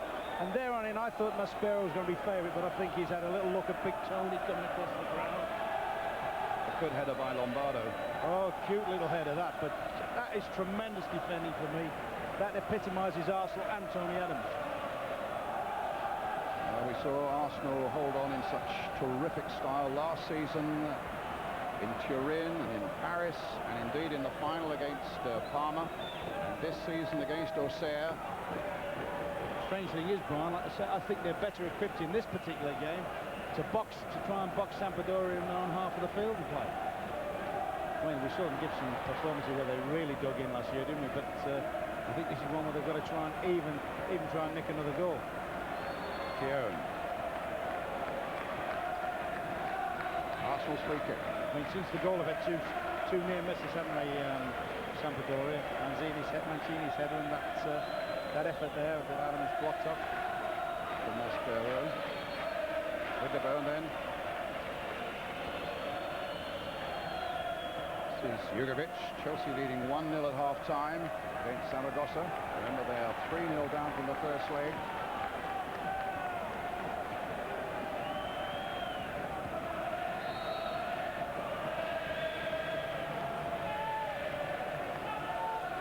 Serena, Mihailovic, Dixon. Mihailovic. Mancini. No penalty. Maspero went flying in the box there. The referee, I have to say, had a good look at it. The referee from Austria, Blackburn Rovers, we understand 2 goals up against Crystal Palace now. It's a great through ball. Incidentally, that was a foul, I think, but he was outside the box. Look Here's Wright at the other end. Turning away, looking for support, waiting for it to come, and then plays a curious ball there, which Lombardo was favourite to get. Manini gets the ball forward. Waiting again, this time for Maspero, up to Mancini, the back heel by him to Jurgovic, bringing Serena into the play. Goldrick couldn't get there, Maspero can't quite get there, and Winterburn pulls the ball away for Arsenal. It's it down the line towards Ian Wright. Wright closely watched by Manini. Here's Wright again, just Hansen up alongside him. Getting some support now from Merson and from Keown. Here's Merson on this far on this near side now is Eddie McGoldrick.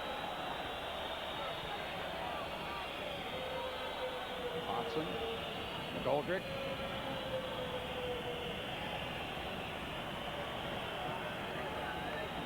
Keown, McGoldrick. Into Hartson. It's going to be a Sampdoria throw.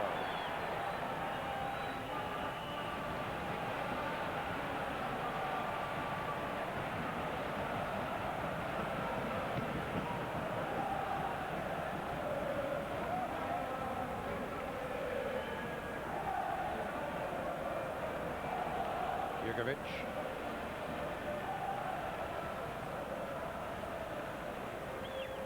Spera. Comes bold, not to be denied. Gets it back to Manini. Hit forward by him, but this is an easy one for David Seaman.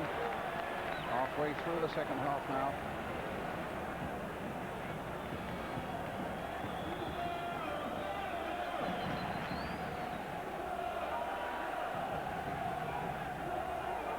Back to Zeng.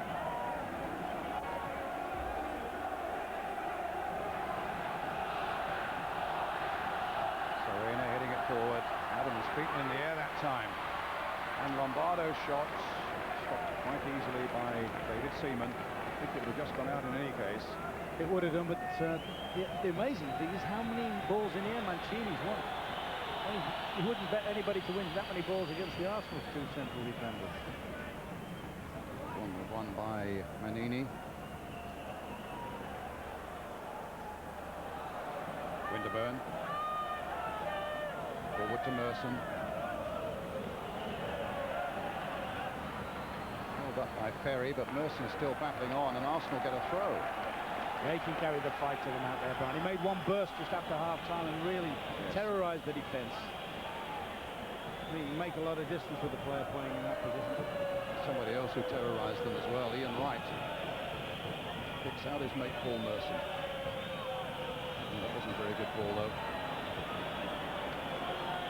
To give ground to get to this one. Down the line they said we want it. Keown puts head down and charges after it, can't quite keep it in play. A goal kick to Sampdoria. So Keown there, as Dixon was shaping up his play, put it in there, put it on top of my head, and I'll carry the fight for you. He's had an excellent game as Martin Keown. I wouldn't put him down as one of the all-time great midfield players, but he hadn't half done well for them today. He's done well there. He won an important header there. Flicked back that time by Hartson. Schwartz getting it forward now for Wright. Not a lot of support for Wright at the moment. McGoldrick's coming up on this flank. Wright again. Oh, Ferry took everything in sight there, including Ian Wright. Great little build-up for the Arsenal there, up back and a through But ball. another appalling challenge by Ferry. Well, I mean, to be fair, I think the referee has said, all right, you can kick each other to death. Whatever happens, it doesn't matter. I mean, that's the sort of thing we used to associate with Italian defenders, what, in the days of Gentili and Benetti and people like that. Ferry, I think, is one of those schools. Yeah, he came in there, did Bergam in people. But the referee let him go in virtually the 2nd or 3rd minute, and you know, he doesn't see any reason to change it now. Well, a free kick for Arsenal, though, which Eddie McGoldrick will take. Another goal for Arsenal now would certainly relieve an enormous amount of tension. And McGoldrick's leaving it to Stefan Schwartz, who will whip one in with his left foot. deep one there towards Bold, too high for him, goal kick. So what do you guess Arsenal must do now, apart from not conceding another goal? I mean, how are they going to set about it? Well, you've got to be brave to do it, but I think particularly at this level, where obviously your natural reaction is to protect what you've now got, having worked so hard to get it, I think they've got to try and push the game forward and try for another goal. I mean, you can look at certain teams and think, don't commit yourself too much forward, otherwise they'll pick you off. I think if they sit back, there's every chance Sampdoria can nick another goal. I think if they push on, they could get one themselves and kill the match virtually. Mikhailovic and McGoldrick having a right old battle there. The referee calling both to him. You see, I think Arsenal have had a let-off just before. You know the little incident where Mancini threaded the ball through and was hitting on the edge of the box. Yes. Now, if they continue to give ground, they can do that all day for them. They'll like that.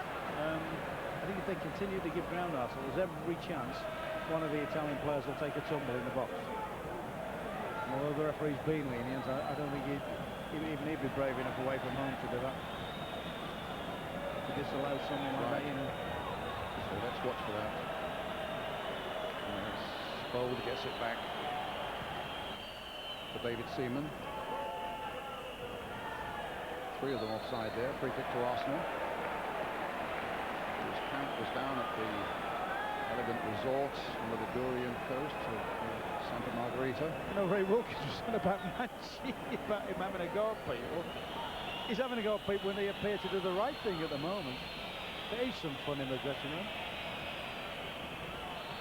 Side. They trained this morning also at another resort called Sesco Levante, further down the coast, but if you think it's all been fun and games, it hasn't, because in this part of Italy the whole day it's been raining and drizzling, it's been foggy. The beautiful green hills around Genoa. Just haven't seen the villas and the apartment blocks up there because they've been shrouded in mist all day. It's been, if you've got a pal who's out here on holiday at the moment, he hasn't had a very good day today, I can tell you. That was a handball. I think what you can also add to that, Brian, in terms of that weather and stuff, this pitch is looking immaculate, isn't it? Yes. Superb playing, but it's a welcome relief for the Arsenal at this stage of the season to find a surface like this. Here's Seaman with the free kick for Arsenal. In goes Keown again. He really is giving everything tonight. He did such a good job actually in Auxerre in the last round, where Auxerre had a very dangerous midfielder, Martins, and he really snuffed him out effectively in the second leg. Bold getting there, but then Invenizzi. In comes Wright. And Wright so nimble and so quick, gets the ball to Winterburn. Merson letting it run down the flank there, having a little barging with Manini.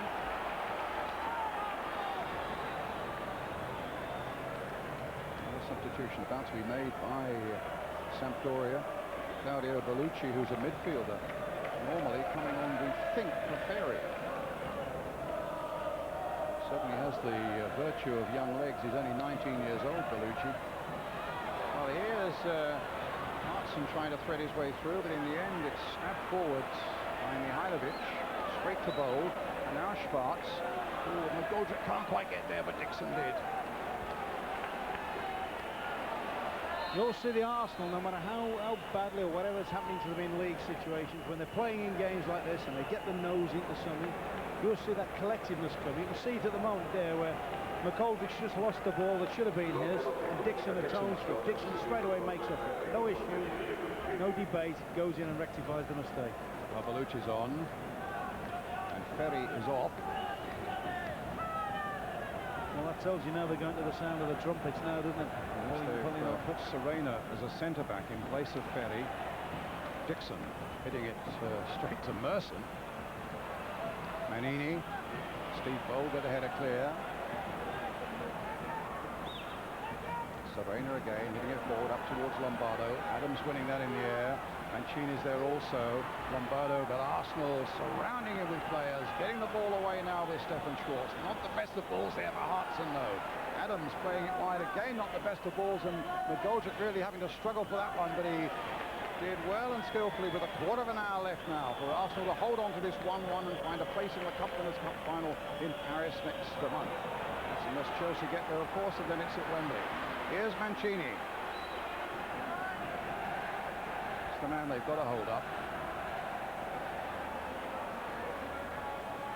Plays it wide for Invernizzi.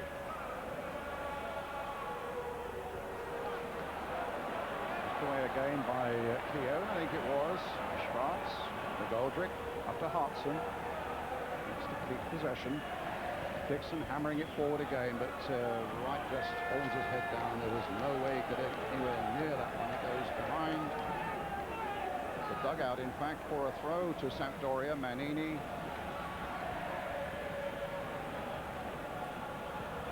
Adams.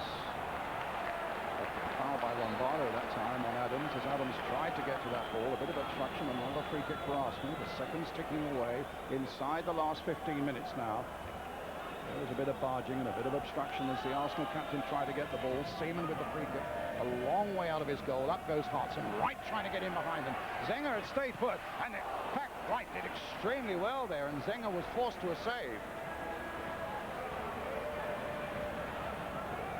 Winterburn trying to get the better of Mancini, but Mancini now on the ball for Sampdoria. Jugovic. Jakobov. Keown. I don't know whether Keown clashed with Maspera then, but Maspera just fell into the ground holding his head. Invernizzi. Foul and a free kick. Arsenal doesn't give any of these away. Well, not too many of them near this penalty area. These are the danger moments. I don't think there's any doubt who's going to give this a gun. I think you'll see Mihajlovic have a right bang at this one. Good angle for left-footed players. This is where Stuart Pearce of Nottingham Forest likes his free kicks, on this side of the penalty area, doesn't he? This is a very, very dangerous moment for Arsenal, because Mihajlovic has got a tremendous free kick in his locker. The Arsenal wall being pulled back. There are plenty of them in the wall. Just hope that Seaman can get a side of the ball. If it goes in, Dixon's Sampdoria are 2-1 up. Dixon's trying to get back on the line, Brian. He's there. Done well there, Dixon. Dixon did very well. Yeah, I'm not sure that Seaman would have got there, you know. That's a safe and sorry at this stage, isn't it? There's a foul again, this time by Serena, who's already got a yellow card. Free kick to Arsenal.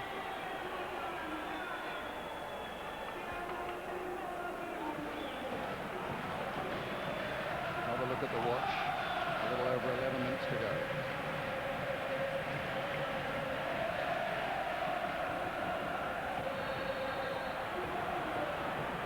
Pushing and elbowing, I think, by Hartson. It's a little bit late in the day for the referee to give a decision like that, isn't it? At the other end of the field, Manzini and Adams are having a little war. McGoldrick playing it down the line. Manini getting there. That's an Arsenal throw.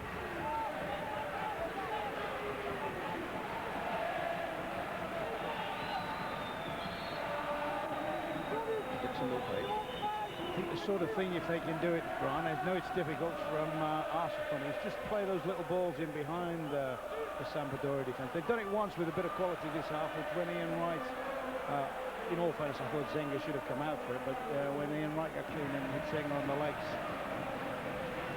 Up goes Adams, did well. Been such a lot of transfer talk about Adams, but Arsenal wouldn't be Arsenal without him at the moment.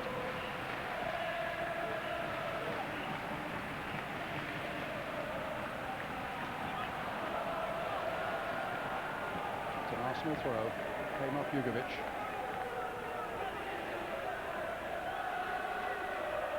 Chris Colonia coming on.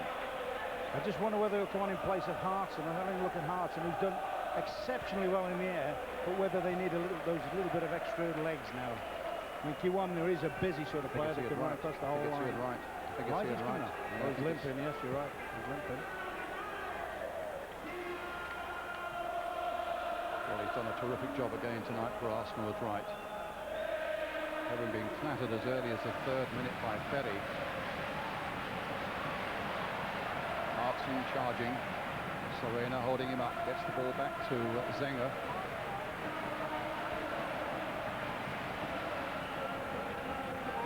Serena playing it wide here for Mihajlovic. Manini. Wright coming back to this possession. And the substitution can be made. Off comes Wright. What a contribution he's made again to this Arsenal side. The 1-1, his goal. On comes Chris Kawamia, yet to score in Europe.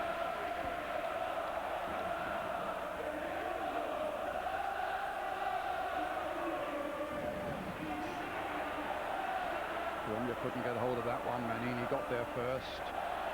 Comes to Schwartz. He's had a very good game actually in that midfield, Schwartz, this evening. But at the moment it's Viekovod pushing those aging legs of his forward. Mancini. Adams is there, but there was a handball. Adams will claim that it was an accidental handball, but the referee has given the free kick to Sampdoria about 6 or 7 yards outside the penalty area, and it's pretty central. Mihailovic will be behind it again. Mancini is there as well. Also Invernizzi, but I don't think Invernizzi is going to pick. Or is he? Austrian referee lining up that Arsenal wall again. We just have to hope that Seaman's got a good sight of this ball. No, it's going to be Mihailovic. With a long run up to it. Driven there, but straight into the Arsenal wall. Mancini with the shot. And it's gone in! Well, a fantastic goal. Mancini had played it in. And suddenly they're back on level. Or rather, Sampdoria in the lead. Look at Zenga.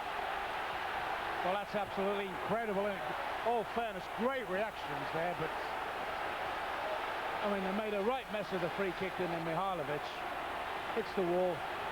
Mancini smashes in the second shot. And the referee, in fact, is going to take Bellucci's name, a yellow card for taking his shirt off. Well, he's only been on the field, what, less than 5 minutes. There's the free kick. And there's a terrific reaction header by Claudio Bellucci. And Sampdoria knows their way back into the lead again.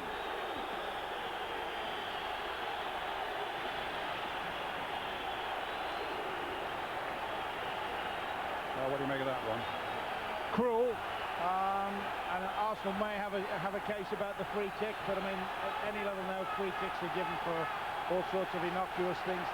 The irony of it all to me was, A, he'd messed the free kick up in the first place, Mihailovic. 8 minutes only to go, and Bellucci, the 19-year-old, within 5 minutes of coming on the field, has scored a goal that might well now put Sampdoria into the final. I mean, the irony of it all was he just saved one, the previous free kick, Lee Dixon, trying to get back on the line. He may inadvertently have actually played Bellucci onside on that one. And here come Arsenal again now. Dixon playing it in, flicked on by Kiwamia. Adams is up there and has stayed up there. Hartson playing it in again. It won't come through as far as Merson though. Mancini. Hartson again. Oh no, they're in trouble now. Now the break is on. They're stretched at the back. Lombardo and Bellucci is in there again. It's unbelievable. He's done it again. I've got a hunch he might have been offside, Brian. I think he might have run a little bit early for Lombardo's pass there, you know. I mean, it's ironic that if only Hartson had stood one in the box when he got a crowd of players instead of getting robbed, we might have been talking about an equaliser. Now we're talking about Arsenal losing their cup. Well, the holders have never retained the Cup Winners' Cup. We had high hopes that Arsenal might do it tonight. But Claudio Bellucci. Have a look at this. Let's just, it doesn't show it well from there. I know he's made the run, but I just had a feeling he made the run a little bit early off Lombardo's pass. Well, Arsenal need a couple of goals now. No, they're out, Brian. With all the will in the world, they're out now. Mihailovic. Bologna. Shirt almost tugged off him there by Mancini. Arsenal need a goal. If they get a goal, at least we get into extra time.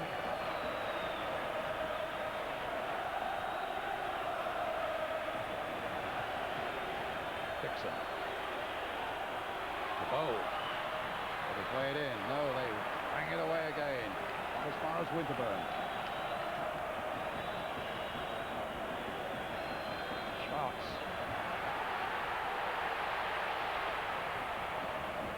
Dixon gets it away. Here's Lombardo, plenty of space. And the flag is up for an offside as Jurgovic, his sights trained on David Seaman's goal. So you've got Adams playing centre forward now, you've got Bowl playing centre forward, you've got everybody up the field now. It's inevitable that whenever Sampdoria win the ball back, they're going to be able to counter-attack almost at their own leisure, if you like. And the other semi-finalists now, Chelsea 1, Zaragoza 1. It's looking very much like the Sampdoria Zaragoza final. A yellow card for Steve Bold, I think, there.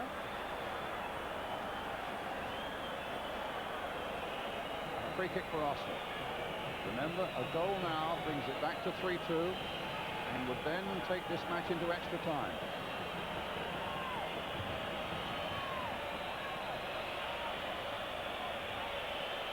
Person behind it, but it's going to be Schwartz who takes it. He tries it. He's driven it in.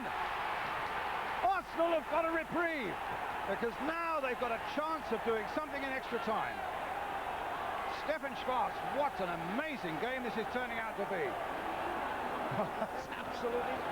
That's absolutely incredible. I mean, that wasn't the best shot he's ever hit in his life, and now we're seeing another free kick result in a goal. I mean, Zenga's really should have brought it across and picked that one up, but who cares? 87 minutes, 3 minutes left. And it looks now as though we might be heading towards extra time. I must say, at the start of this game, I was thinking, well, the only score that will take us into extra time is another 3-2, but you're living in a fantasy land if you think a game played in Italy is going to finish 3-2. We're also thinking 10 minutes ago, or whatever it was, when it was 1 each, that there's no way Arsenal were going to get beat.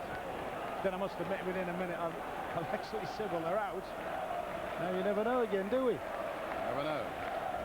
Sadly for Arsenal, Ian Wright is off, but Kiwomya is on.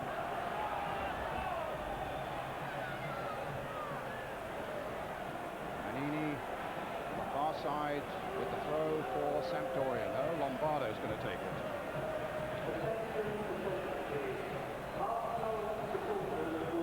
Lombardo hitting it forward. Up goes Adams. Here's Bowl. Kiwomya's chasing. Jekabot's trying to hold him up. Jekabot with the head up, and here's Keown playing it in, and it almost came, and in fact it just clipped off Kiwomya, and had he not just touched it, I feel that that might have gone straight through to John Hartson.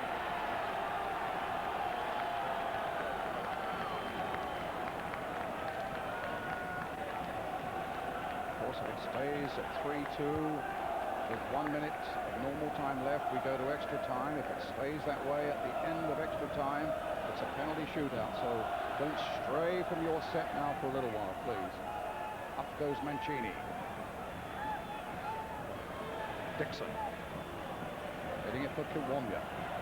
Showing a yard or two there to Serena. That gets the better of Serena. Possibly something here for Arsenal. No, it needed a better ball played in for Hartson, but here's McGoldrick.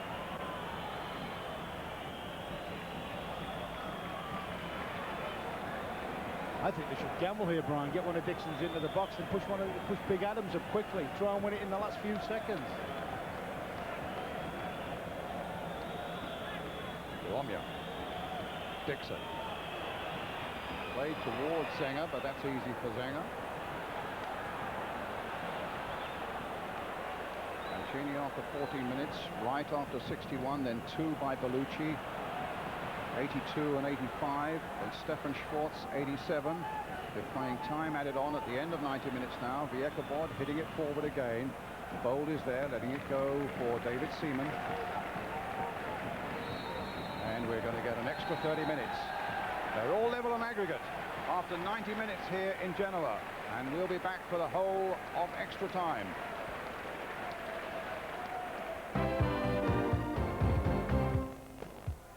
Welcome back to a quite amazing semi-final in Genoa tonight. 3-2 on the night to Sampdoria, 5-all on aggregate. Bellucci's 2 goals look to have swung it the Italians' way, but a goal from Arsenal, Stefan Schwartz, 3 minutes from time, means 30 minutes extra time and penalties as well. They're just about to kick off there in Genoa, so we should get straight back to Ron Atkinson and Brian Moore. Thanks again, Bob. Just confirming, it was Steve Bold who got a yellow card. We've had that confirmed on the Arsenal bench and from UEFA just before the finish, which sadly it means that if Arsenal do go through by some way or other in extra time or penalties for the final, Steve Bold will be on his 2nd yellow card and would miss that final. Here's Schwartz.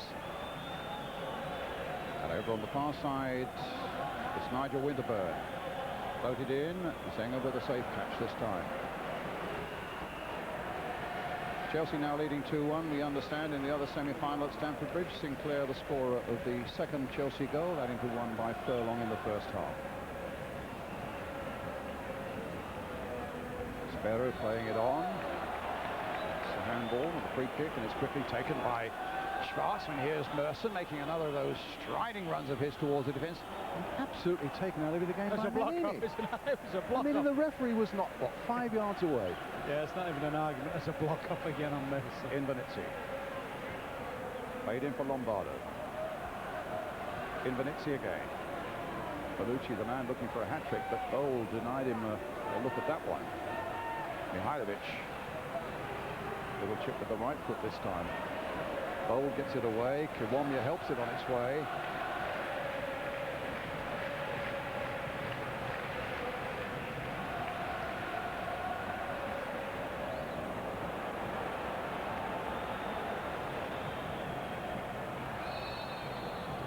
Free kick to Sampdoria. Mancini.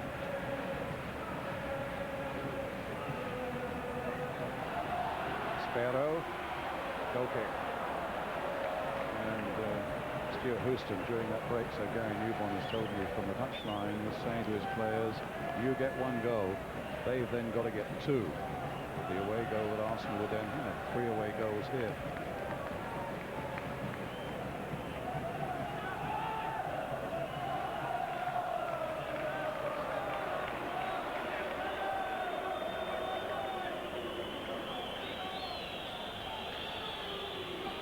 Third Arsenal, Lee Dixon with it.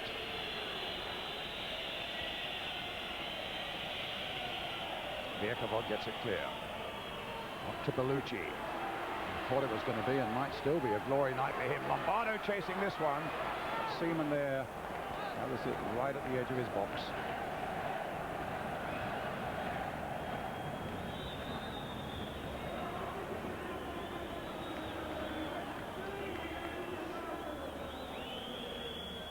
Winterburn plays it forward. Serena touching it back. Playing Venezia. And Lombardo was trying to steal in again behind Steve Bold, but Bold, as sure, just gets the head there, nods it back again to David Seaman. Tantalising while it was in the air, wasn't he? Watching Lombardo sneaking between the 2 big central defenders of Arsenal. Kiwomya.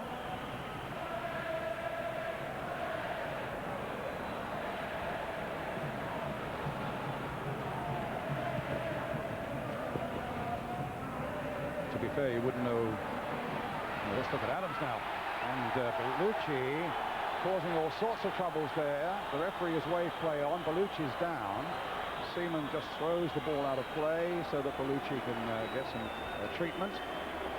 I think you had a first-class example then of a ball between a defence and a central defender and a goalkeeper. I actually thought David Seaman should have taken more command of that situation. I mean, all right, at the end of the day, he's always going to be fair. I don't think you'll find that boy's hurt anything like he's lying down there. No. But I thought David could have cleaned it out a lot earlier. The arrival of the stretcher would help make a marvellous recovery for him. They're better than doctors, those, aren't they? So you wouldn't really know where to put your money now, would you? No, but I mean that's a big swing, isn't it? That away goal now counting extra. I mean, for argument's sake, now that would be a better gamble than going to penalties to try and nick one in it. Took away for the goal kick to Arsenal. Seaman having thrown the ball into touch so that Bellucci could get his treatment. Seaman with the kick. Hartson tried to get a little flick on, but it was Vyokobod just behind him. It's Invenizzi now. And again, Bold with the header clear. Mancini. Adams again shepherding that ball back. Come on out, he said to David Seaman. Seaman was already there.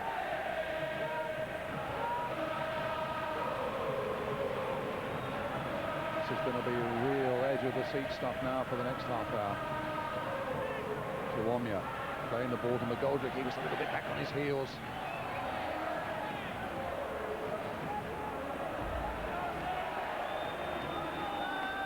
Arsenal's throw.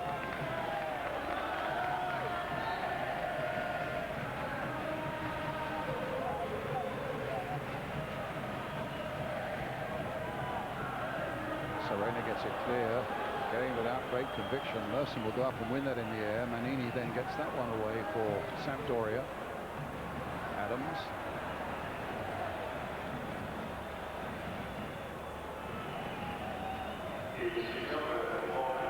It's out of play. It's a throw to Sampdoria. Won the Italian Cup 4 times in the last 10 years. Not a new club really, the youngest actually in the Serie A. They were only formed in 1946. I'm rightly saying, never have they played an English side in Europe before this. They and their fans will remember this night, all right. 3-2 to Sampdoria. Level 5-5 on aggregates. Here we are in the first period of extra time. Lombardo, and a free kick conceded there by Bold. The referee's exaggerated that a little bit. He's got his elbow across him. I think Lombardo's looking to go down. I thought he'd had strip balls with the start he had on him. But we've seen goals. The last 2 goals have come from free kicks, and Mihailovic is behind this again. Takes a fast bowler's run up for this one. Mihailovic over the top. There's been a good British connection actually between countries and Sampdoria. A few players have played here. Trevor Francis played here. David Platt at the moment, of course. Graham Souness played here. Liam Brady played here, didn't he? And Des Walker, of course, more recently played here. You were telling me you thought Eddie Primani way back. I thought Eddie Primani played here, and I think Jerry Hitchens certainly played here. I'm sure Eddie Primani might have played it. Kiwomya couldn't quite turn away on that one. That'd be before your time, Brian, though, wouldn't it? But not yours.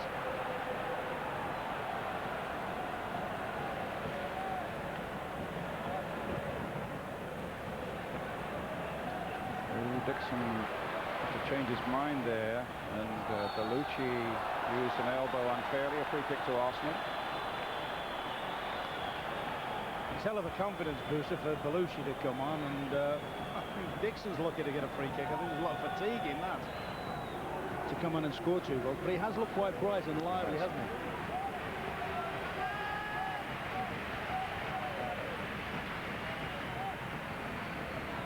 Actually, the tempo's gone very, very slow. I think what we're seeing now is a little bit of tiredness, but that's we're not going to give anything away from either side now. You know, whereas in the closing stages of normal time, it was like we've got to go for each other because of the circumstances of the game. Well, that was a bit unlucky for Arsenal. The ball cannoned back off Merson into possession for Sampdoria. This is Invenizzi on the far side now. Played in for Lombardo. Schwarz did well. That's a free kick for Arsenal. Keeping ahead a little bit if it comes to penalties, of course. Arsenal's ace penalty taker, Ian Wright, is off the field.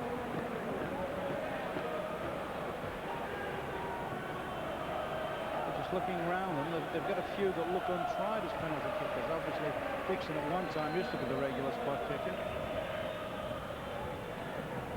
Adams up forward towards Kiwomya. They've got the Epipod backpedaling. The header gives Arsenal the throw. You'd you'd expect Schwartz to take one, wouldn't you, if it comes to that? Yes, without a doubt. junction. Anyway, Brian, there's a long Dixon. way to go before that.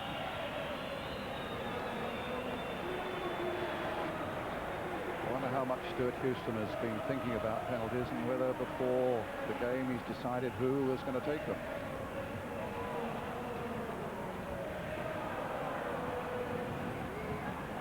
Adams. Jugovic.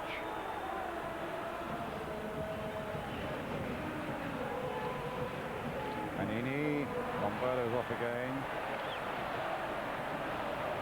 Talk to you about penalties a bit later on. Inter Milan, Villa Inter Milan, that was penalties, wasn't it? Very much so. I mean, had you decided before the game who was to take penalties? You've got a fair idea of the bulk of your penalty kickers, but I mean, in that game, we'd let Dean Sanders there, spot kicker, and he'd gone off. Here's Dixon. Jakobod cut that out well. Mihailovic. Hit long towards Lombardo, has got virtually a lone roll up there at the moment for Sampdoria. Easy for Arsenal as Dixon plays it forward again. Kiwomya nicely onside. Serena coming across to concede the throw. And that's the sort of ball that Arsenal ought to be looking for a lot. Just dropping it in behind the fullbacks and making the ball down, letting Hartson and Kiwomya get on with tracking it in. McGoldrick with the throw. Kiwomya. McGoldrick just kept the ball in the middle. No, he's turned away again. Keown will get it in the middle. Not a bad cross either, but it's just eluded Hartson. Falls for Zenga. He's now released Mancini. Again, Lombardo the only one up, although Bellucci is now getting up quickly to join him. Here's Manini. The blue shirt's beginning to move forward now. In Venezia on the far side. There's the cross by him towards Bellucci. The back heel that didn't begin to come off there by Schwarzen as well for Arsenal, that Winterburn was there.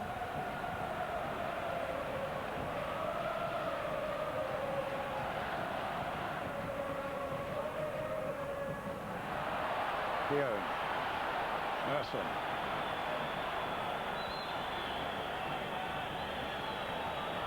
Little flick by him, and Goldrick didn't think it was for him, and in fact it's picked up here by Bellucci, and a promising move for Arsenal has come to nothing. Here's Bellucci. Mancini. Jugovic.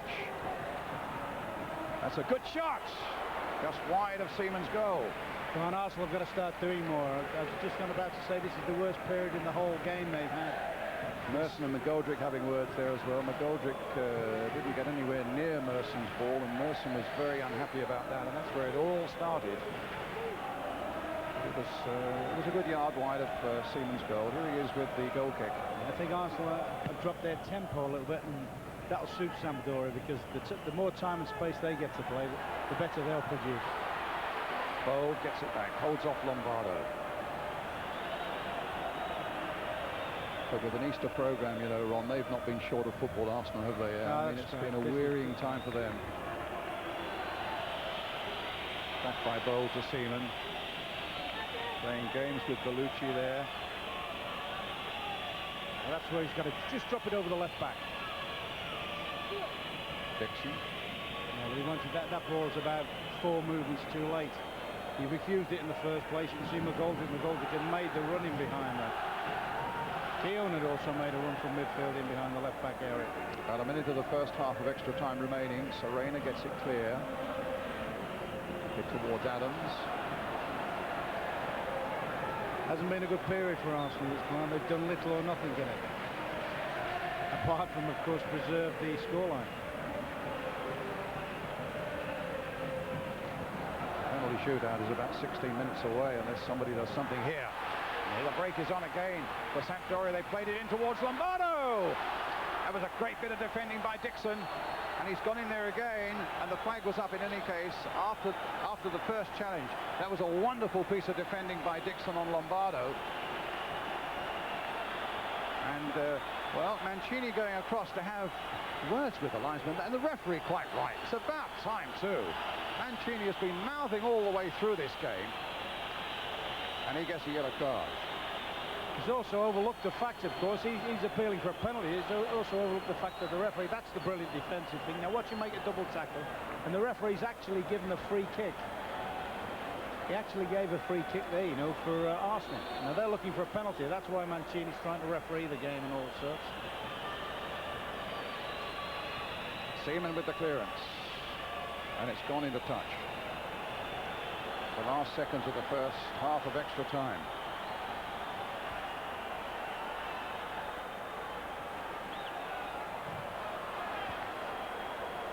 Kickoff.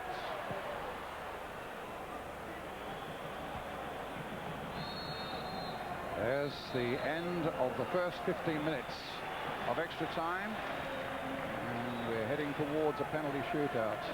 3-2 to Sampdoria on the night, 5-5 on aggregates, the same number of away goals. Let's get a quick word with Ray Wilkins back in London.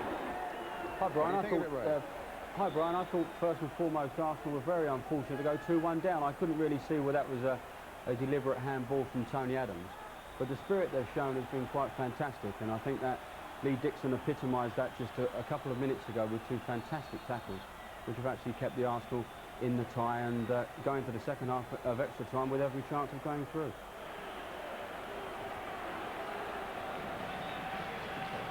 Thanks a lot, Ray. So Mancini on a yellow card.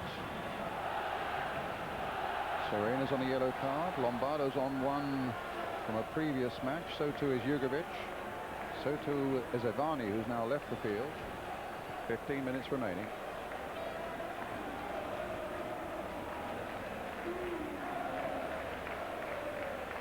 Blackburn Rovers have beaten Crystal Palace by 2-1. That puts them, what, 8 points clear at the top of the Premiership. And here, I don't know whether you can see it there in the centre circle, Mancini having a very heated discussion there with the Austrian referee. Bit of kidology going on there. Oh, very much so. Arsenal will have to again be aware of everything they concede in and around that penalty area.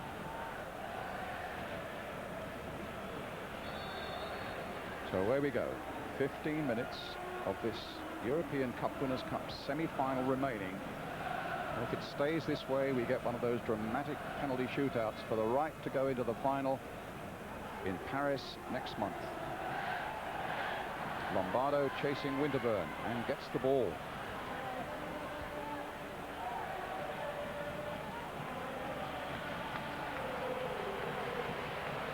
Invernetti with the throw.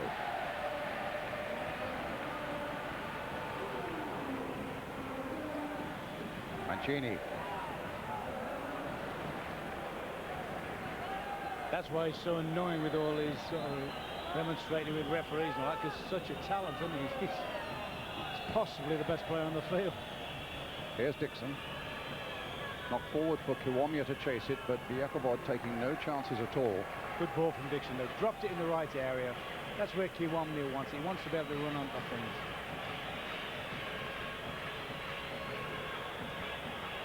Kiwomya gets it back to McGoldrick.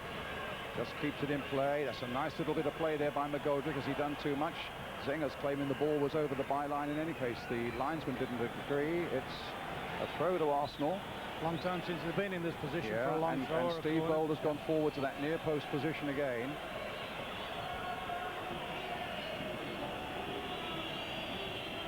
That's where Bold looks for the flick on, but it wasn't quite the right purchase. Goal kick.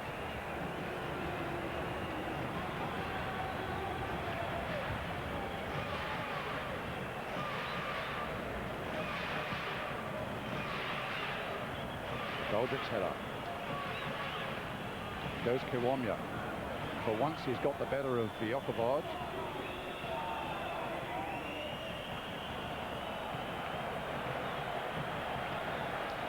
Another goal kick.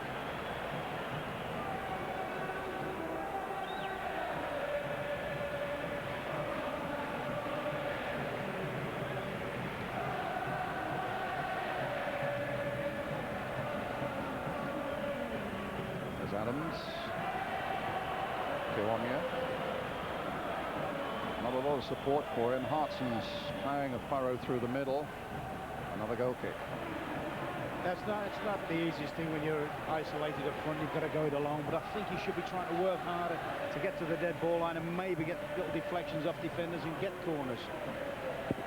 The legs everywhere are desperately tired now, aren't they? Yeah, and the brains as well. That's why a penalty shootout, it's such a lottery for in every respect at the end of extra time.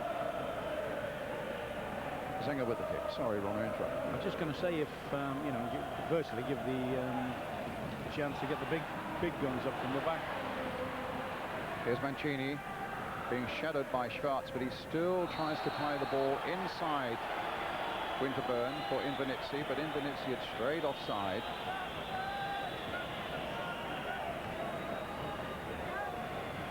Yeah, there's no doubting the terrific spirit and the amount of work that Arsenal put into this match here tonight.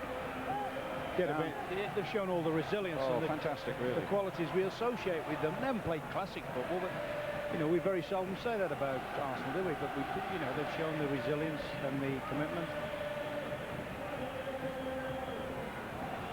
Merson has the ball taken off him by Mancini, who now looks to play the ball through to Lombardo. Lombardo goes chasing down there, claiming a penalty again, and they claim that Lombardo dived. The referee, in any case, just waved his hands. Lombardo's got a touch of cramp, being helped there by David Seaman.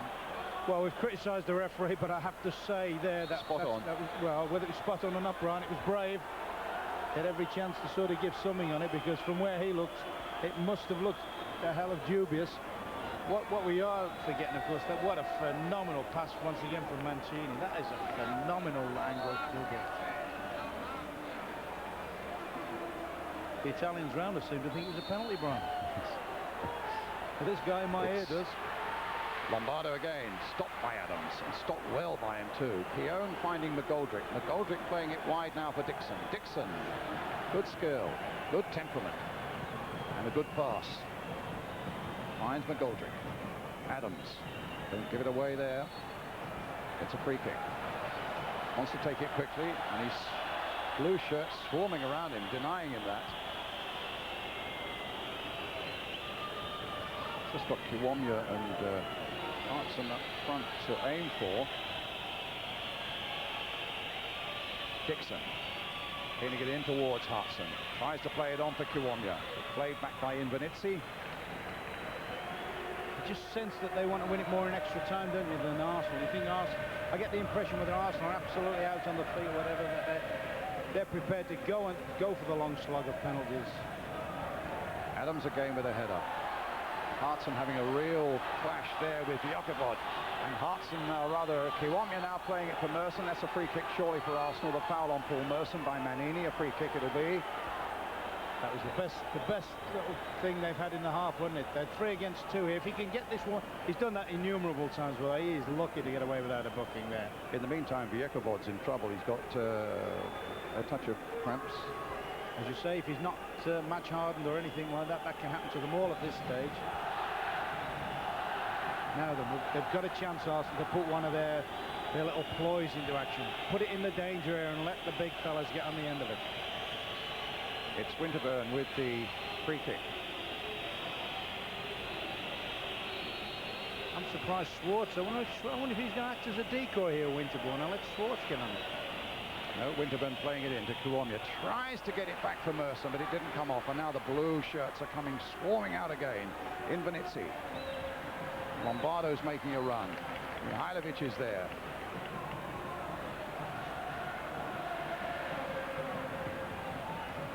Kiwomya right back in the left back position. My goodness, he did well there.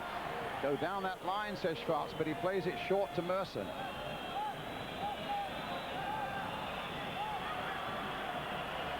Chelsea now leading 3-1 against Zaragoza. Mark Steen 4 minutes from time to add to the goals of Furlong and Sinclair. But still a lot of work for them to do. Still need to get 2 more, Chelsea, to counter the away goal that Zaragoza have scored at Stamford Bridge. Here it's still 5-5 on aggregate as Mancini plays it in, and that's an easy one for Seaman, and we're heading less than 8 minutes away from a penalty shootout now.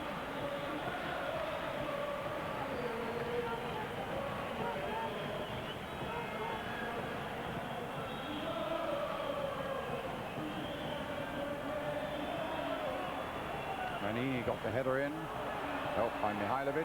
Here's Mancini. Stopped that time by Winterburn. Merson knocking it back. Oh, there's problems here now. Jugovic. Oh, backing off. Lombardo's waiting in the middle for him. He's turned his man well. He's playing it now for Bellucci. The flag was up.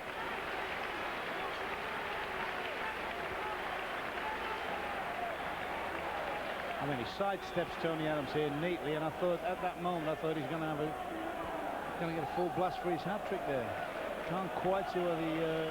no, it's a goal kick. He hasn't given anything. Up goes Hartson. Manini.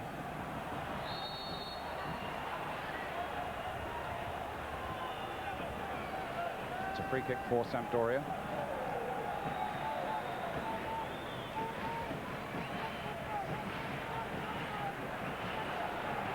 Maspero. Mancini. Over comes for Bellucci. And now Mihailovic. Good left foot of his. Mancini's in there. Thought he was going to get one then. Oh, Brian, that is an absolute glorious chance at this stage. What a beautiful ball from Mihailovic. Whipped him behind all the defence. That's a great cross, and you'd have bet your mortgage on him here. He's got plenty to do, sliding him, but that's this stage of the game for a player of that quality. You'd expect him to tuck that away. Well, because of the late running of the football here from Genoa, because of extra time, odd balls has now been dropped. News at 10 will be the next programme. That will follow immediately after this Cup Winners' Cup semi-final here in Genoa. Free kick to Sampdoria. 5 minutes of extra time remaining. I don't know whether Arsenal have spent themselves physically. I mean, you made a very good point about the Easter programme, you know, and this is something maybe starting to take its toll now. But I just felt when they got back to 3-2 at the end of the game, at the end of normal time, they charge it a little bit more. But they've sat back, and whether it's a conscious effort, they said, all right, you're not going to break us down again. But they nearly have. In fact, I think Sampdoria have probably had more chances in extra time than they've had in the game, in the normal game. Serena gets it clear. Lombardo with the header. Dixon just nicking it forward to McGoldrick. Oh, turning into trouble and getting caught badly there, McGoldrick. Lombardo's going through. And again, Arsenal, thanks in the first place to Seaman and then by Winterburn, but it was a mistake by Eddie McGoldrick that very, very nearly cost Arsenal this semi-final. Well, and that might be the most important save David Seaman ever makes for the club. It was a brilliant save.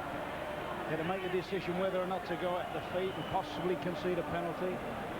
Just waited long enough to get a hand on it. It was a brilliant save for my money.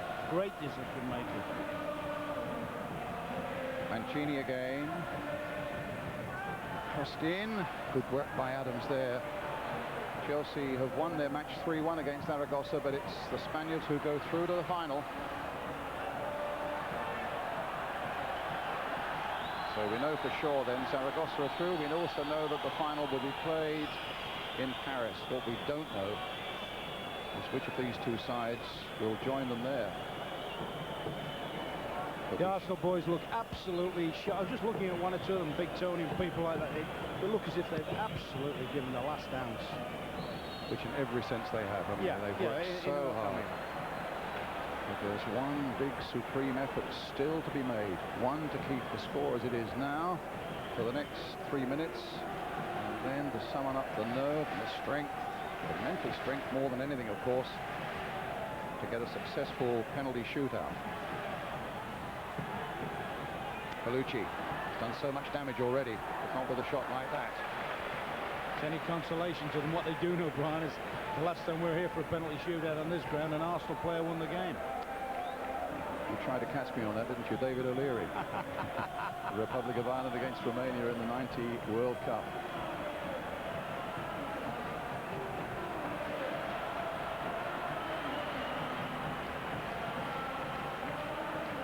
Nigel Winterburn, I understand, is struggling a little bit with a groin strain.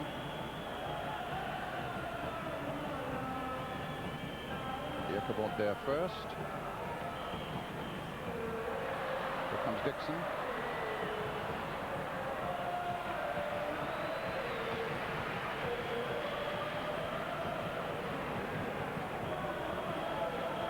Minutes of extra time remaining.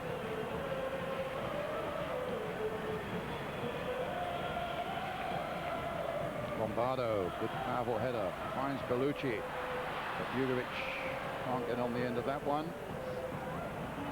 Just keeps coming back at them now, doesn't it? I mean, the quality of the sort of goals from defence isn't good at the moment, but there's little or nothing left up front. Invernizzi with a header. Mancini playing it in. Knocked away again by Tony Adams. Maspero, the number 9. Plays it in once more to Bellucci. Taken out by Schwarz. The Italians are up on their feet, feeling that should have been a free kick. Hartson plays it, but Keown can't pick it up. And Jugovic showing a terrific bit of pace there. Mancini as well, and it's Dixon who gets it clear. Hartson who nods it on. Invernizzi once more. Maspero. Here he is again, Maspero. Dixon once again. Arsenal defending here very, very deep here, but defending with great fortitude. And now an offside.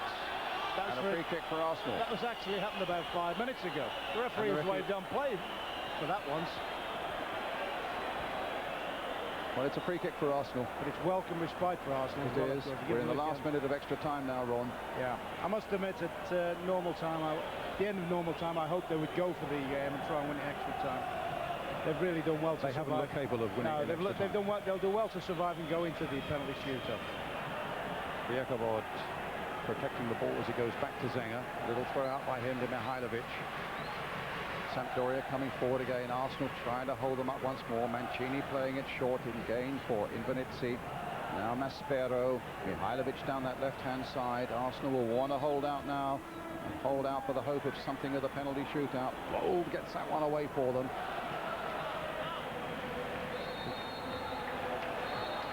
Well, there we are. We now get a penalty shootout here between Sampdoria and Arsenal. Let's quickly go back to London and rejoin Bob. Well, we have the dreaded penalty shootout to come now, and we'll follow every moment of that. But just to tell you that news at 10, well, that will follow as soon as we get a result out there in Genoa. Now, Ray Wilkins, it's interesting as those lads are taking those well-earned drinks. I mean, they are all so fatigued, aren't they? Yes, I think it was pretty evident that the majority of the players who went down with cramp were Sampdorian players. None of the Arsenal, but they all look very, very tired. It's very, very humid. There's Stefan Schwarz there blasting in a super goal. And it's a very, very humid night there in Genoa, and it would have taken a hell of a lot out of the lads. But they've got another chance. They're in penalties, and who knows what might happen. I personally think in Dave Seaman, we British have got a potential match winner. Okay, now let's just have a look at tonight's results, and some important ones there are as well. Chelsea 3, Real Zaragoza 1, goals from Furlong, Sinclair and Steen, but as you can see, it's the Spanish side who go through to the final 4-3 on aggregate. An important one at the top of the Premiership, Blackburn 2, Crystal Palace 1, Blackburn extending their lead over United to 8 points now. Palace in deep trouble, and the champions in Scotland, Rangers, well, they've won 1-0 at Rugby Park, Kilmarnock. Now, I think one thing that occurs to me at the moment, Ray, really, one of the things that occurs to me is that we've got Walter Zenga in one goal. Now, he made a dramatic save which took them through against Porto, against Bobby Robson's side, didn't he?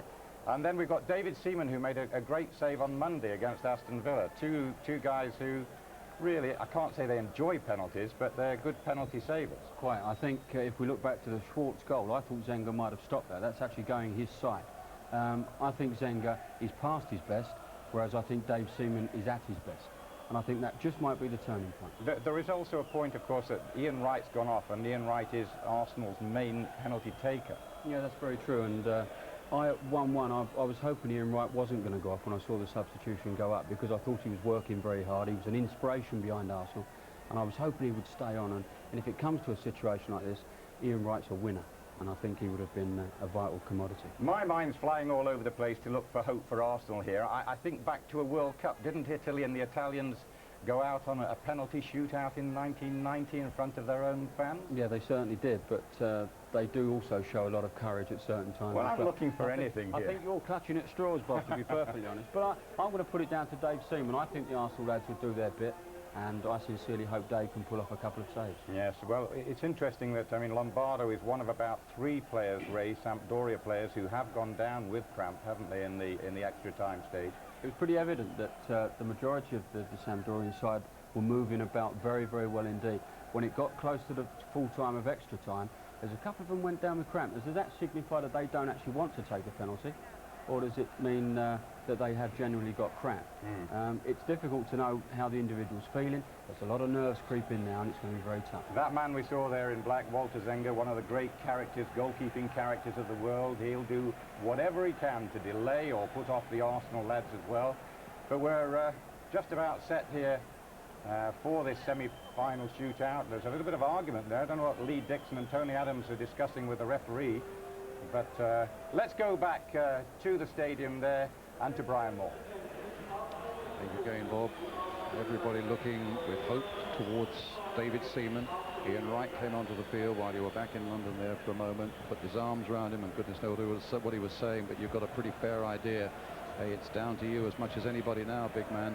And Seaman, this bluff, unruffled Yorkshireman, if anybody can pull Arsenal through, it'll be this fella. He's been an absolute hero throughout their campaign, just as he was, and there are 2 goalkeepers you see there. Good camaraderie between Zenga and between Seaman. But these are going to be nerve-twisting moments. Dixon, McGoldrick, Hartson, Adams and Merson, we understand, is the Arsenal order. Well, Lee Dixon, of course, who was a regular Arsenal penalty taker for quite a few seasons, then he missed a couple or so and said, I don't fancy it anymore. Ian Wright took that up with alacrity, and he never seems to miss, but sadly Wright is off the field now, and it looks as though it's Zenga who's going into goal, and it's going to be Arsenal who take the first one.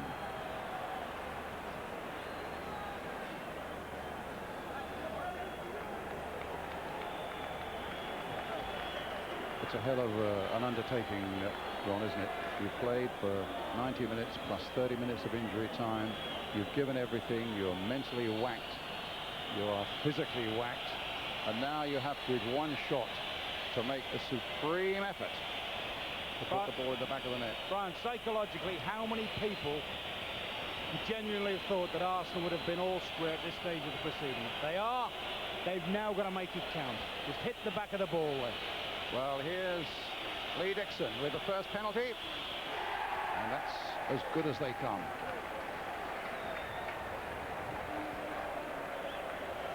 That's my old hobby horse again, though, by the way. Goalkeepers standing still.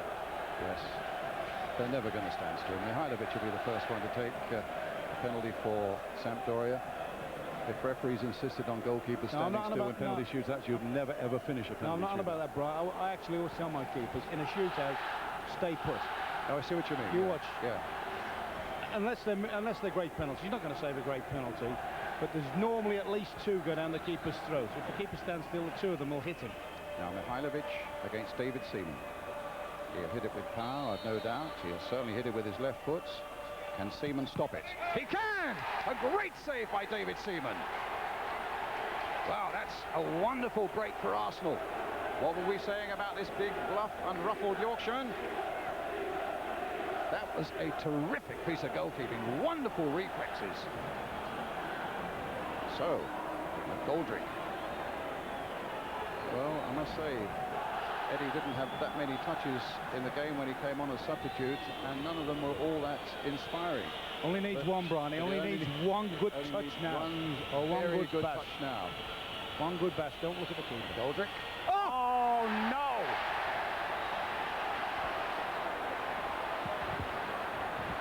Oh, a massive blow. We have to look towards David Seaman again, and it's Jugovic who's coming forward to take the penalty of the next one. Got well under that. Oh my goodness, his head goes back and he knows. To sympathise with him, but that is a pathetic penalty really at this stage. You've got to hit that target at this stage. Tense moments there on the Arsenal bench with Stuart Houston and George Armstrong. Yes, there'll be some. Gary Lewin, I noticed the physios looking the other way. So Jugovic against Seaman. Can Seaman do it again? He can! Another brilliant save. Well, is there no end to what David Seaman can do in goal when it comes to penalty taking or penalty saving? Surely they're not going to waste that now. Surely they're not going to waste that boy's efforts now.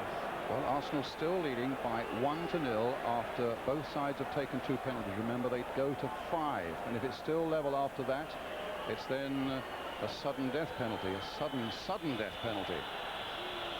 Full marks to Seaman, but you have to say you would have expected a higher standard of penalties from players of this quality, wouldn't you? So Zenga in the firing line. John Hartson, the man who's got a great chance to give Arsenal some breathing space now, and succeeds in doing so. So Arsenal now leading by 2-0 on the penalty shootout, as Ricardo Maspero is the next man forward to face the formidable David Seaman.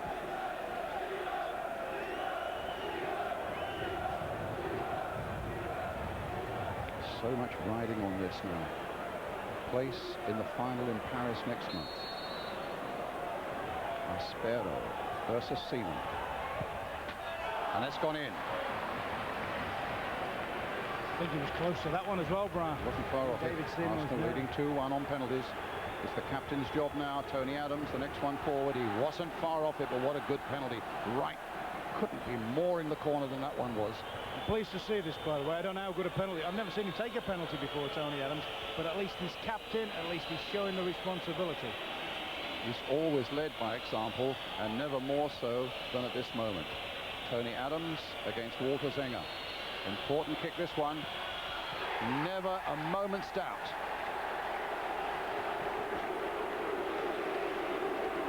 So it's 3-1 now. Tell you what, Zenga nearly finished up past Adams on that one. And now Manini. Still no sign of Mancini coming forward. No, I mean, that's a disappointment.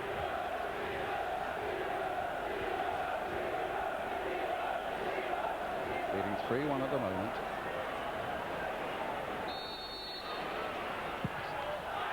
No troubles there.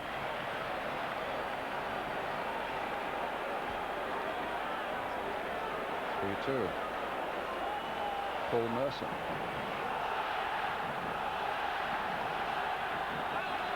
Well, we know the sort of season that Paul has had. And he's put a lot of bad things behind him. A lot of people will be with him now. Hands up all those who would now like to be in his shoes. Merson with the kick. Saved by Zenga. So Arsenal's lead is a slender one at 3-2. And Lombardo comes forward, and we look for David Seaman now to keep Arsenal's lead.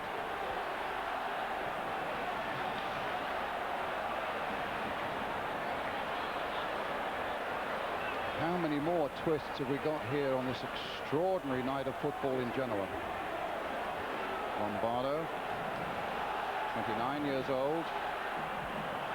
Italian international, good goal scorer. Scored twice in the last 4 internationals for Italy against David Seaman. Another brilliant save! A brilliant save! And Arsenal go into the final. And that was the best one out the lot, Brian. He almost dived too early and made a great second hand on that one.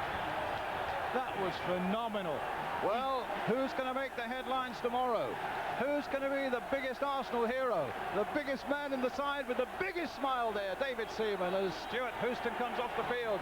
What a hero, and what a performance in that penalty shootout by David Seaman, the 6'1", 31-year-old from Yorkshire. And a smile that matches the brilliance of his goalkeeping during that penalty shootout.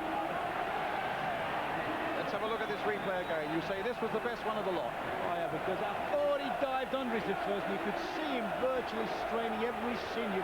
Bearing in mind as well, the lad's had a cracked rib for a while as well. Cracked rib, he's hardly trained for 7 weeks. He was an absolutely outstanding hero in the last round in Auxerre. And who on earth is going to make the headlines, the biggest headlines of all tomorrow?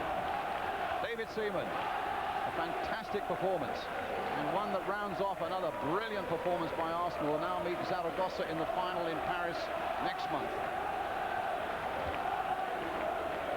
Let's see if we can go down on the pitch. Can we get on the pitch? No, we've got to go a short break, and then let's have a word with Stuart Houston. That comes up after the break, but Arsenal are in the final.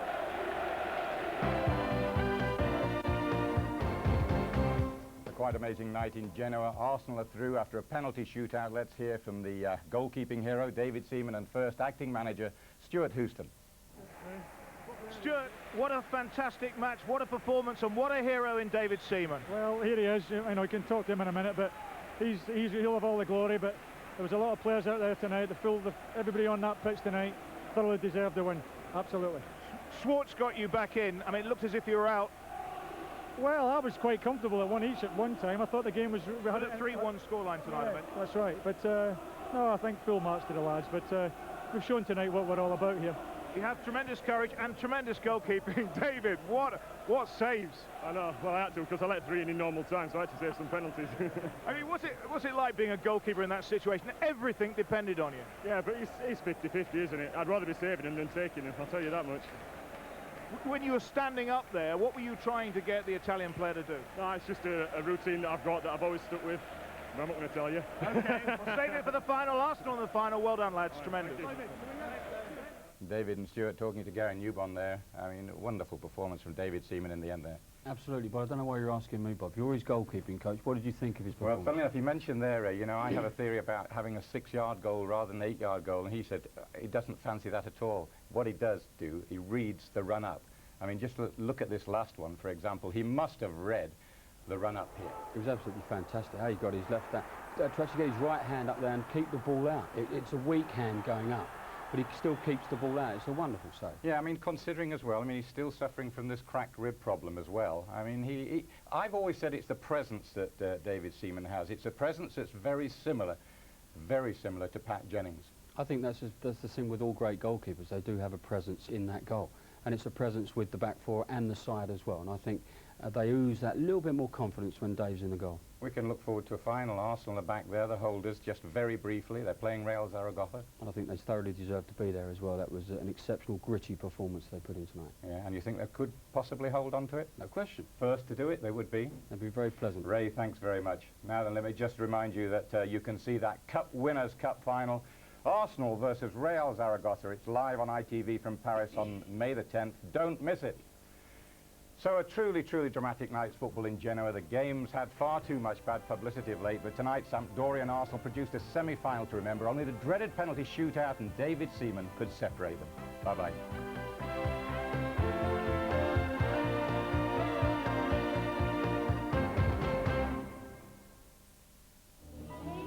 Tonight, but only after a nail-biting penalty shootout in Italy. A Stefan Schwartz free kick, 3 minutes from time, took their semi-final against Sampdoria into extra time.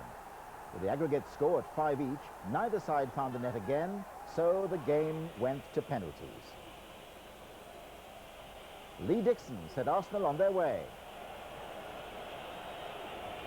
But the hero of the night was undoubtedly goalkeeper David Seaman. He saved the next spot kick to give Arsenal the advantage.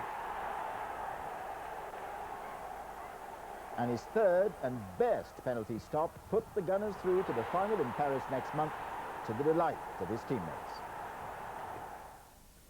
In tonight's other Cup Winners' Cup semi-final, Chelsea beat Real Zaragoza 3-1 at Stamford Bridge, but it's the Spanish side who go through to the final 4-3 on aggregate. Heroics in Italy. They were just 2 minutes from losing their grip on the Cup Winners' Cup, but a last gasp goal from Stefan Schwartz and 3 dramatic penalty saves from David Seaman means the Gunners are just a game away from making European history. Angus Scott reports. Hero David Seaman and Arsenal are back on course for the Cup Winners' Cup and could unwind today after a frenetic night. Although Seaman himself denied he was ever nervous, as Arsenal stood on the verge of a European exit. It's just a routine that I've got. I mean, obviously I'm not going to tell anybody here, but you just guess one way and throw yourself that way. That's all I do, you know, try and leave it as late as possible, and then you just go. Seaman may play down his heroics, his colleagues can't underestimate his performance. Of course he's a hero. Like he done it a couple of years back against Millwall. You know, he's got it in him. You know, and like come off the hour, come off the man sort of thing. It was Wright himself who equalised after Mancini had given Sampdoria a first-half lead, continuing the Arsenal striker's incredible record of scoring in every round. When 2 goals from substitute Claudio Bellucchi made it 3-1, Arsenal looked dead and buried. But Stefan Schwarz can hardly have hit a better free kick, the Gunners' incredible record in the competition still intact. And so to penalties, and 3 stunning Seaman saves. The last despairing dive sending Arsenal to Paris in May. And there wasn't a prouder person than Seaman's mother, transfixed to her telly in Sheffield. When I got myself off ceiling, just overjoyed, just really overjoyed. It was a wonderful feeling. A personal triumph too for manager Stuart Houston, hoping to keep the job well into next season. From being fairly high up, I went very low at one period, but the players showed their resolve, they showed their resilience. No team has ever successfully defended the Cup Winners' Cup. Arsenal are just a game away from making history. This is Angus Scott for London Tonight.